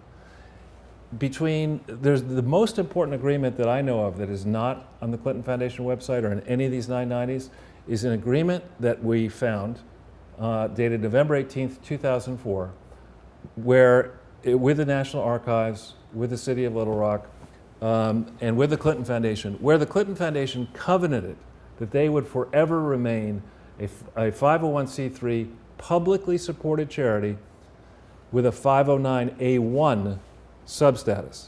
They covenanted to do that. The agreement itself, the reason it's not on the Clinton Foundation website, we put it up on this website, is that it is littered with fraudulent statements. We are a validly baloney. On March 24th, 2004, Clinton Foundation HIV/AIDS initiative was created in an attempt to house these international activities in a structure that could gain federal tax exemption. There's no evidence that thing ever got federal tax exemption. There's abundant evidence of its activities around the world. Just that one thing alone was outside the purview of their authorized tax exempt purposes. And so there's no way they should have signed that agreement on the 18th. And furthermore, that a publicly supported charity cannot be controlled by a family. You can't say you could be a private foundation controlled by a family, exactly. But you can't be Wounded Warrior Project couldn't say that Al Giordano and his wife, and if he has a daughter, are going to control it for the rest of eternity. But on November 2nd, 2013, the Clinton family had the bylaws changed to create a two-class structure, the A and B directors, where the Class A directors control the charity at every board meeting, and in between the board, this is the more noxious one, in between the board meetings, they have the right to control the charity with their actions not subject to review. So, it's just, you can't do that. As I mentioned to you on the phone, I'd never heard of a Class A and Class B directorship at a nonprofit. Right. So the other thing they did is we've done some, I won't bore you now, our listeners know about this, but we've done a lot of work, and I've written articles showing that the Clinton Foundation, $28.5 million went missing out of the books in 2004. They committed, I think, bank and wire fraud. They overstated the value of their donation. We're going to do another piece about $36 million. We're going to demonstrate it. Money stolen in 2004. All told, $64 million appears to have gone missing in 2004. No audits. Clinton Climate Initiative, never organized as a legal entity. They began work in 2005-06 internationally, promising this, promising that, no accounting for it. Multiple press releases around the world of all their activities.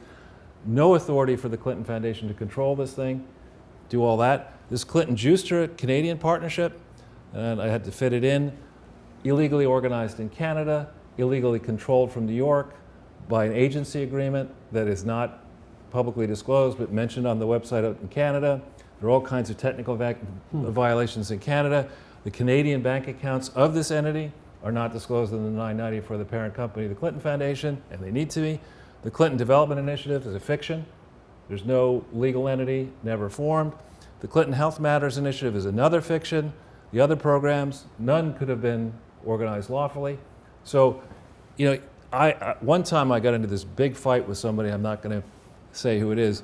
Not but the guy on the street outside. No. This is a pretty famous guy, and we got a difference of opinion about investing. And this guy says to me, Charles, I'd like to know what your investment philosophy is. And I said, very simple. My investment philosophy is quite simple. I like to invest in things that actually exist legally. That's where I start. And similarly, I like to donate to charities that actually exist lawfully. This is, in my opinion, not as a lawyer, a formless aggregation it's a criminal enterprise, because none of these things have been formed or monitored or controlled properly. Yet they have sourced $2.3 billion from 1997 to the present. So, and I could demonstrate, we have these amended bylaws. They have been only reluctantly and perhaps haphazardly surfaced into the various states. This is a material adverse development that should have been immediately notified to all the states. On top of this, we've talked about it in the past, these people have been disciplined by the state of Mississippi 3 times. They haven't disclosed that to all the states yet. They used an illegal fundraiser that is subject to a consent agreement in Pennsylvania. They haven't disclosed that. That's O'Brien, McConnell, and Pearson, very well-known fundraising firm. And there's just multiple defects in all these filings. Wow. Well, this is news to me, all of this. And what you're saying, if it's all true, and I'm assuming that it is, are there people that you can talk to about this? Are there AGs in different states? Oh well, that's this show is all about. I mean, we've been at this for a while now, Jason and I, and we have, I can say what I could say is that the AG of the state of New York, for example, Schneiderman, who is, some would argue, I've argued, he's a political hack. Many are political hacks, and Xavier Becerra, I'm sad to say, is definitely a hack.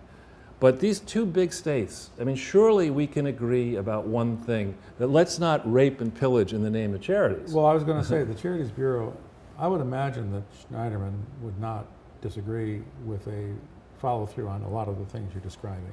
He hasn't done anything. Have you talked to Jim Sheehan, the head of the Charities Bureau? I don't. I reported this, and I've got nothing back. I mean, you've got, I'm just going to be skeptical, if you don't mind. You've got a lot of stuff here that everybody's ignoring. And in my world, this is stuff you don't ignore. Well, welcome to Sunday with Charles. That's right.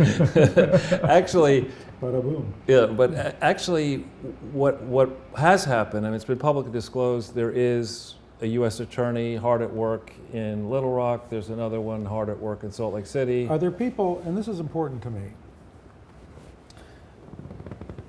I mean, clearly there's a political thread through this conversation here, and I'm kind of fighting it all the way through here. But what would be important to me is that this is not a political process, that there be people who are both Republican and Democrat, or liberal and conservative, friends of Hillary and Bill and not. Everybody would, I think, find common cause here.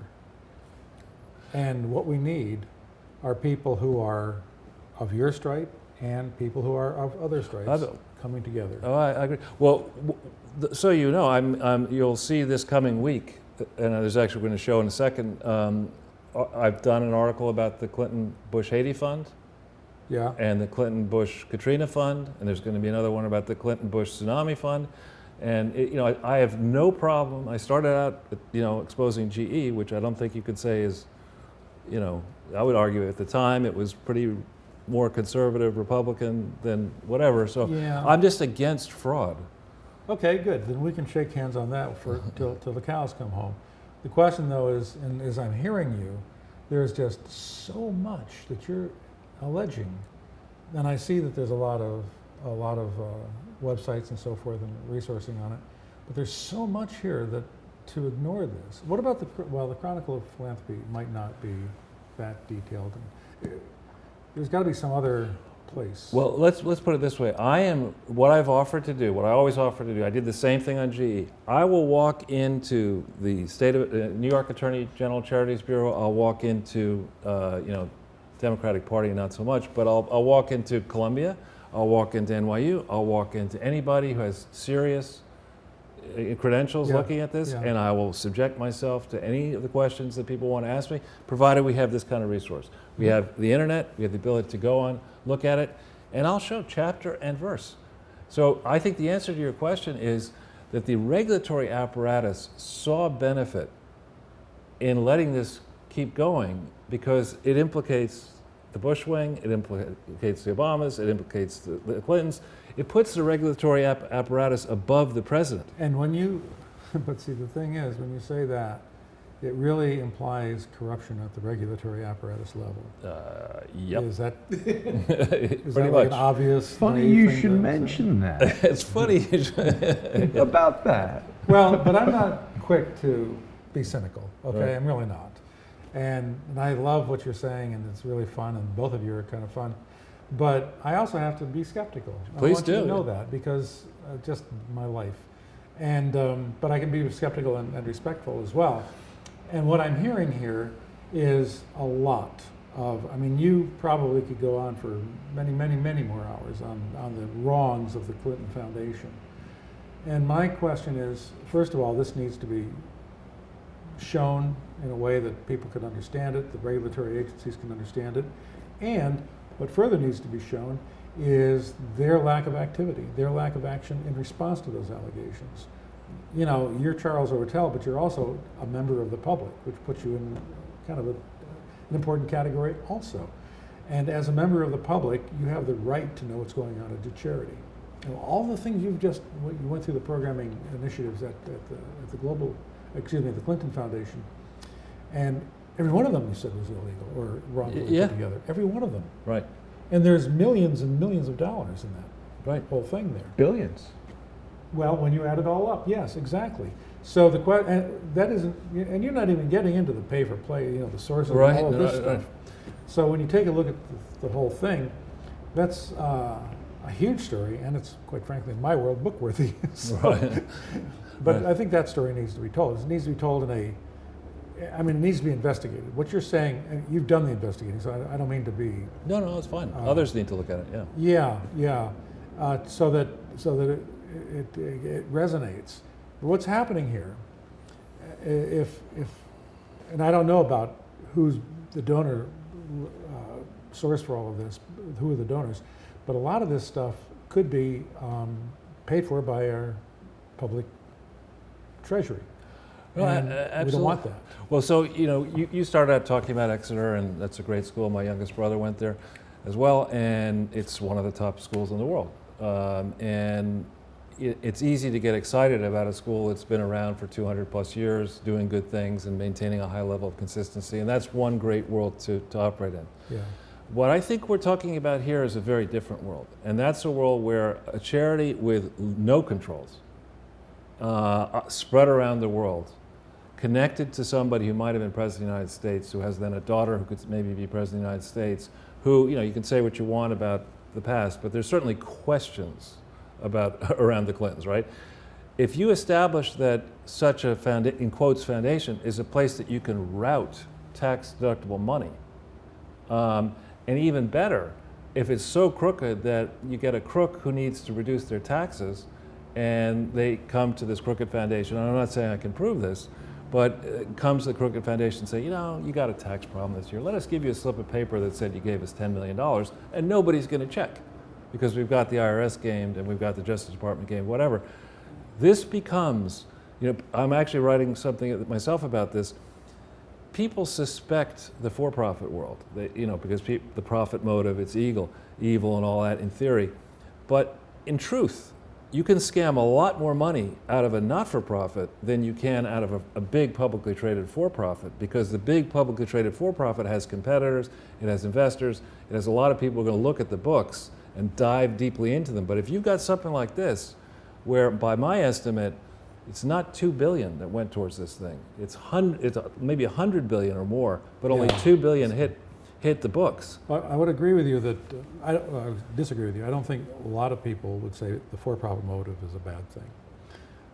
What I say is bad is fraudulently getting profits is a bad thing. Well, I agree with you. You would agree with that too. So I think the idea of our commerce in the United States is a positive one, and we need more of that. I mean, this is really, I think capitalism is a good thing, but non-fraudulent capitalism, which is a tough thing to ferret out. That's the rub, yeah. That's the rub. But so we could all agree on that: conservative, Republican, Democrats, liberals. But you're right, I think, about the back door, the open back door at the nonprofit world. That's why we really do need more regulation. And very few people in the United States in the nonprofit world will acknowledge that we need more regulation. They think there's already too much regulation, and they use that time-honored phrase, self-regulation. Now, I know that it's not a conservative talking point to have a lot of regulation. I get that. But by the same token, what you're describing right now might require regulation. Or you might say all it requires is that the current laws be obeyed and that somebody cared. And I don't know right now where that is because I don't know what all of the details that you're describing. It's kind of the whole country. If they would observe the laws we have right now, we'd be all right. Yeah, I think we'd be better off than we are right now. I mean, we might disagree on what needs to be regulated more and less, but in terms of nonprofits, there is essentially zero regulation. Right. I mean, nobody's regulating what you're describing. And on top of that, the idea behind an IRS audit is that we have to find out if they're not pursuing the objectives written out in the 509A or their letter. And they're not going to do that. They're going to say, fine with this. Everything that you've just described, they might say, okay, well, they didn't put in their original letter, but this is how things grow. Well, let me just, it's unfair in a way for me to do this to you, but I'm going to be. Go ahead, no. It won't hurt. That's So, right. so Said the period 1998 through 2004 is when they built this presidential mess, the complex out in Little Rock. Mm-hmm. There is no audit in the public domain that anyone has found yet for 98 and 99, and there were 3 million of revenue or more in every year, so they had to definitely do a real accounting audit. For the period that we have been able to get, 2000 through 2004, in footnote 1 to we've done this before, and you'll see it if you look. I could send it to you as well. The accounting firm says these financial statements are prepared using techniques that are not permitted in the United States of America. This is what their audit says, right? I'm sorry, what did you say the audit? The audit says the Board of Trustees uses accounting practices which are not allowed in the United States of America. And on that basis, we're writing this up. Wow. Yeah. It's that cut and dry. That's when they, Okay. You know, it's, and this same firm, BKD, which is a small firm, Boy King Dog, is employed by the Clinton Foundation all the way through 2012. Right? Even though they sat there and they said, we're letting the trustees in this key period not keep track of accounts receivable, accounts payable, uses the so-called modified cash basis of accounting, which is not allowed for something this big. And the state attorney general didn't pick up on that? In Arkansas? Let's not go there. No, I mean, I'm just saying because of the Clinton power. And it's not. I see what you're saying. Yeah. Not because they're. No, it's just because of the Clinton power. You see, and also because there's so many important. This fraud, which I've said publicly, this fraud touches Stevens Inc., the investment bank. It touches the city of Little Rock, the mayor. I mean, not for personal endeavors, but for failing to control this. It touches the University of Arkansas. It touches Walmart. It touches the Walton Family Foundation. It touches all, the heart of Arkansas. And they're very clever. They got everybody involved in it. So to expose it implicates so many people that you're sitting there saying, well, not you, but people are sitting there saying, well. Well, but I also feel like this kind of a problem is a problem even bigger than all of that, because it strikes to the core of why we have a nonprofit sector. Right. If what you are saying is true, then we really have to re-examine why we have a nonprofit sector. In just listening to you guys talk and hash this out or whatever, it occurs to me that fraud is almost like water or electricity. It flows to the path of least resistance. And as you're talking about the lack of regulation or the unenforced regulations, it causes me to think about other unregulated areas that are being subjected to fraud, like cryptocurrency. We've heard so much about frauds that have rapidly risen around that unregulated segment. Maybe it's time for enforcement to occur. I mean, what can we do, Charles, to make that happen? Well, so I don't have as much experience with nonprofits as you do. Very few people do, but I've been around them for my adult life, and what I have experienced among the charities that I get connected to is that people are scrupulous, not to a fault. They're just straight up scrupulous. They're careful. They like to follow the rules, you know, and they get excited about it. They don't show up and, you know, make less money than they could in the for-profit world because they hate the charity. I mean, they think it's a valuable thing, whatever it might be. So the overwhelming majority of charities, I would argue, is probably pretty I think careful. you're absolutely correct. And the point you raise is an excellent one, that good charities, people don't care about the tax deduction. I'm not saying you should forget about it, but they're giving the money away because they want the money to go for the intended purpose. That's what they're thinking about primarily. But I think it's the case that the last time that the private foundation sector was, the laws were changed was 1969. That was the last time there was and there really hasn't been an attempt to bring regulation of charities into the 21st century, into 2018 or 19. And the requirement that charities register in all these different states puts a big burden on the small ones. Yeah, it does. There need to be special rules about American charities operating internationally that are far better. There should be a special box that you go into if you want to do that kind of stuff. Given your work with the Clinton Foundation, that would be the spotlight, the international world. You have to keep in mind that we have over 1 million fundraising charities, and they range from small churches to the Clinton Foundation size, okay, and everything in between, and every other kind of cause in between. And you say, okay, how can this be one sector? It's like saying business is X when it's like a million X's. So we need, I think, to understand that there's a difference among charities, but also organizations that do business or who help people in other countries need a special level of exemption or oversight or something, because there's too much room for fraud. So I see we're coming up here on almost 3 hours. Are you kidding? Yeah, time's flying. We're having fun. If we go to the my wife, she won't give me dinner when I get home. all right, what we'll do is I'm putting this up here for the further benefit. This is for reading later, but I'll just tell you that on January 27th, Yes. 2016. That's the same day that. Right. Okay. Somebody walked into the Washington field office of the FBI and said, "Hey," But just reiterate, the same day that what? The Wounded Warrior Project was attacked. The same day. Somebody walks into the FBI and said, "Hey, I sent a whole bunch of incriminating information into James Comey earlier in January, and they won't even acknowledge receipt." And they said they didn't get it. Well, it's here, right, what they said. And yeah, they said he called to confirm receipt. He could not do so. And therefore, he just shows up. This is a senior, he or she shows up in the FBI Washington field office, which you remember is where Peter Strzok is and all these questionable people, McCabe and whatever, show up there. And he says, "This is so serious." And remember, this is when Bernie Sanders had a shot. Yeah. This is so serious.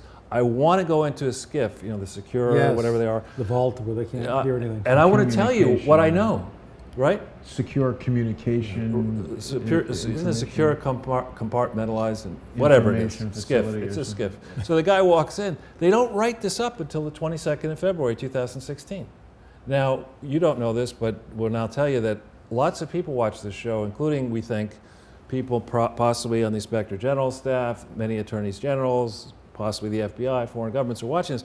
We need to go back over this time frame and ask, why did it take so long to write this up? What did this person actually put into James Comey? Who had custody and control over the information? Why did it take so long to actually study it? And what the hell was, Hillary's book, what the hell was happening here? And we need to go back over this. And this, we provide a link to where you can get it. Don't pull it up, Jason, because I'm going to try to fly through this. You go to the next page. This is really for the benefit of you on the Wounded Warriors analysis. On the 15th of July, so after Comey, in theory, exonerated Hillary, there's a report, again in this dump 6, pages 53 and 54, that show, hey, there was a lot of classified information on this server. This is highly material to the election in the time frame, the 15th of July, 2016, to understand the true motives. I don't have any doubt that the Democratic Party was all in, and the Obama administration all in to have Hillary win. I get it, that's fine. I don't have any doubt that Trump and his people were fighting at all costs. But this is material. The fact that the FBI had an investigation started on July 10th, 2015, that had reached the point by the 15th of July that they had established, actually established in February 2016, but had reached the point that they knew how many emails contained classified information that had been circulated. This is, I mean, if I'm a Democratic voter and I'm inclined to vote for Hillary Clinton, this would, in my mind, disqualify her. You know, that she had private servers, private devices, and there was this much classified information. We keep on going to the next one. This is out there done in this way so that people can read it at leisure. I had a sense this might run long, so I did it this way. You'll feel free to read it in landscape as opposed to. But they found in September this what's his name, Anthony Weiner and Uma Abedin's laptop with all these emails. They found it sometime in September, but they buried it in the New York office. They didn't send it into Washington. And by October 27th, I guess this is October 30th, they issue a search warrant at 1:57 p.m. in the afternoon to go through this material and study it. This is right before the election. The election was the 7th. Charles, is it worth mentioning that Andrew McCabe was, I think, special agent in charge of the New York office for a long time? But at this time, yes, he was, and the next door neighbor or somehow living close to Clinton in Might Chapel. have friends at the New York office? Right, exactly, and deputy director of the FBI. So this, I bring this up to say that, you know, the Wounded Warrior Project may have served as a convenient foil to distract from the Clinton Foundation and say, you know, to put out in the public domain through the New York Times and their links to CBS, hey, charity fraud happens everywhere, so that, you know, maybe there's truth to the Wounded Warrior Project, maybe fraud, maybe there isn't. I think there is no truth to it being a fraud, but they put it out there, they muddied the waters, and that gave them a big stink bomb to use to confuse the issue of whether there was a problem at the Clinton Foundation, in my view. We get deeply into this, you're going to find that the evidence, and I think we're going to see a lot of this evidence in the Horowitz report, because the Horowitz report has already, the bit on McCabe, has already confirmed that there was a Clinton Foundation investigation that was tamped down in August of 2016. And sorry to be selfish, but there is someone trying to bring a federal terrorism charge against me, and by going to the New York Times and CNN and telling them that a bomb hoax was called in, they created one of their bedrock foundation go-to points for, hey, Jason called in a bomb threat, when I absolutely did not. Yeah. Same tactic. Yeah. So if we keep on going here, and we'll try to bring it home so you're allowed to have dinner with your wife. This is just, we don't even have to cover this, just more details of what was on the server, how much was classified, et cetera. You can read this at your leisure. If we go to the final page, and I will fly through this is where we talk about, you know, the next little bit. Let me see, I won't cover the first 2 points. This, and I won't, let's not even bring up the links, but you've done a lot of work on Imran Awan.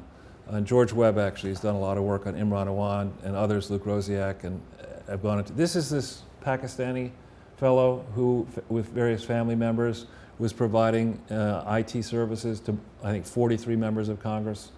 And nobody's really following that chain yet. And how is it that Debbie Wasserman Schultz and Xavier Becerra, the Attorney General, and when he was in Congress, he's Attorney General in California, but he was in Congress, why would they enter into such an arrangement, giving these foreign nationals access to the House of Representatives, multiple computers?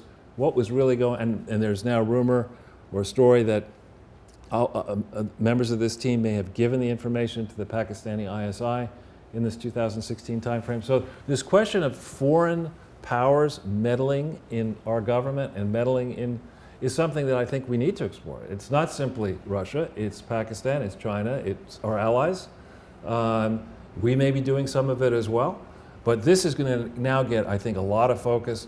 Judge Janine is a friend of ours and continues to give great focus on her program. Again, you don't have to pull up the link.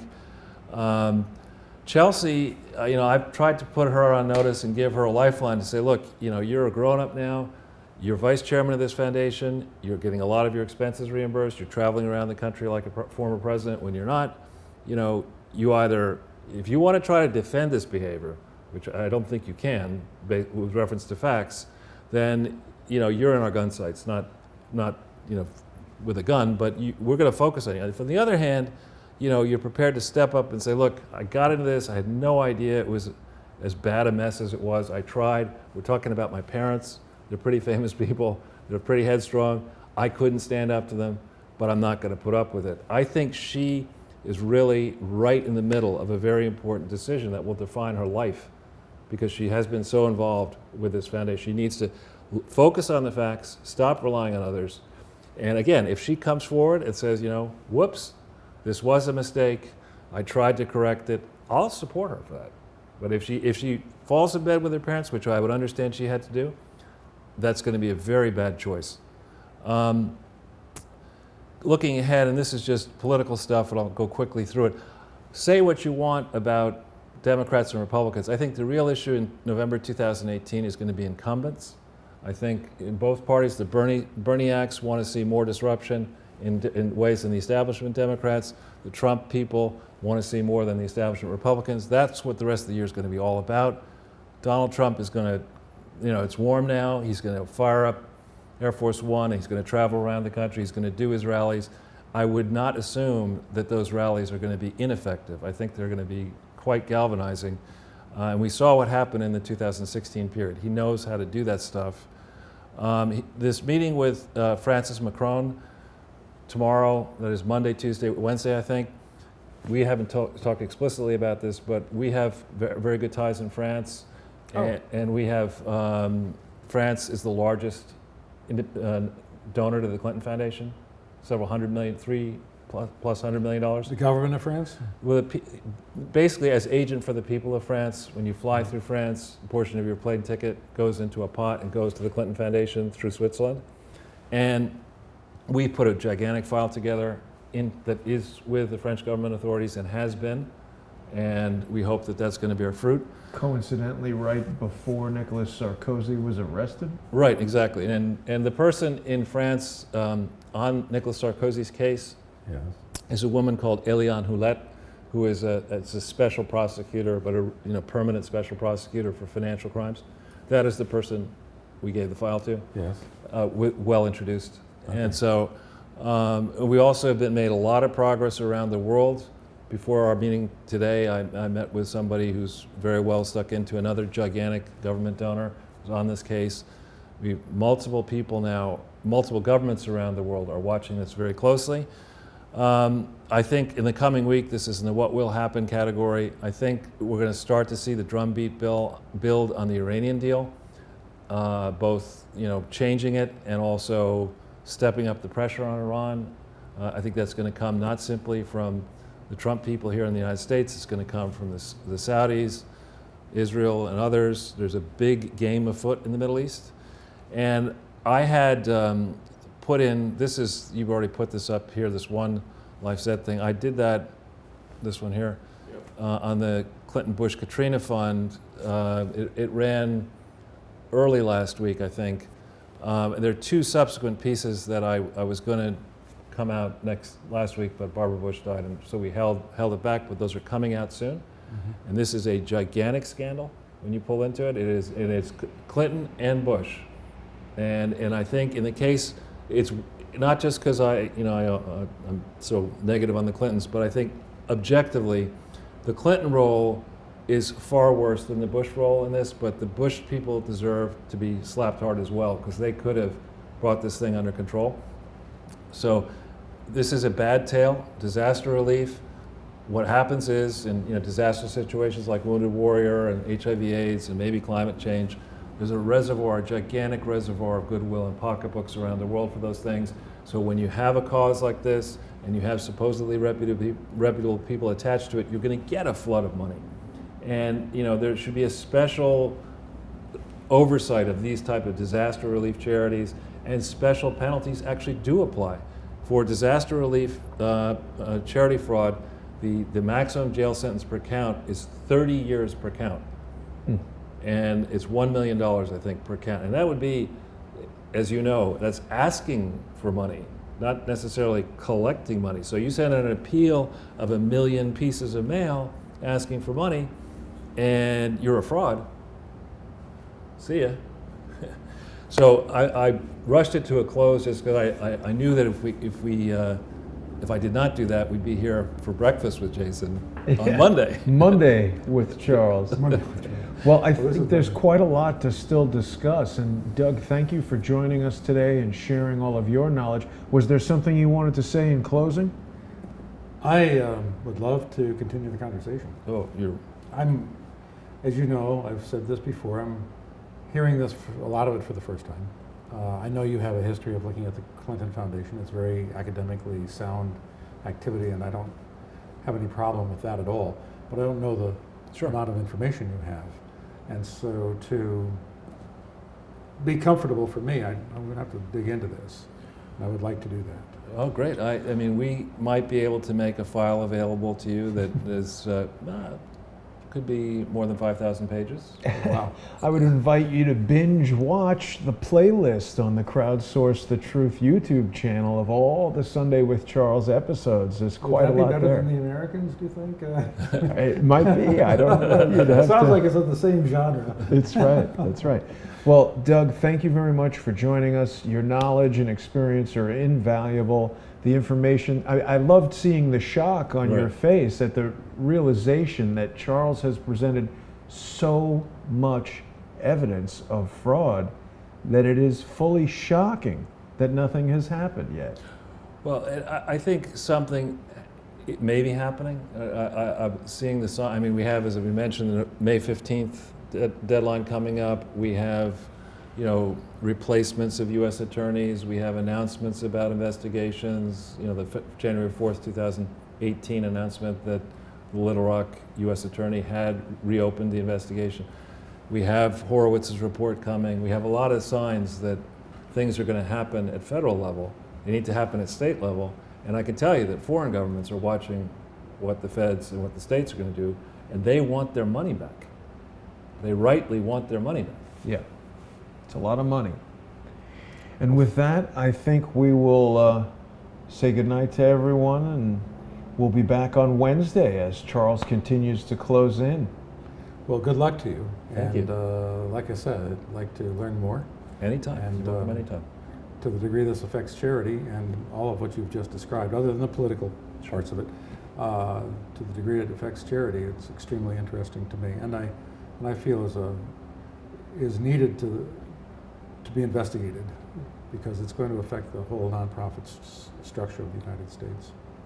Well, you're very kind, Doug. Thanks for your hard work. And thanks also to the folks at Wounded Warrior Project who are struggling now, and the ones who are unfortunately forced out. I think they got a raw deal, and we'll go back into that. We'll get to that again, because there's a lot more to go on that, but I can tell you this much.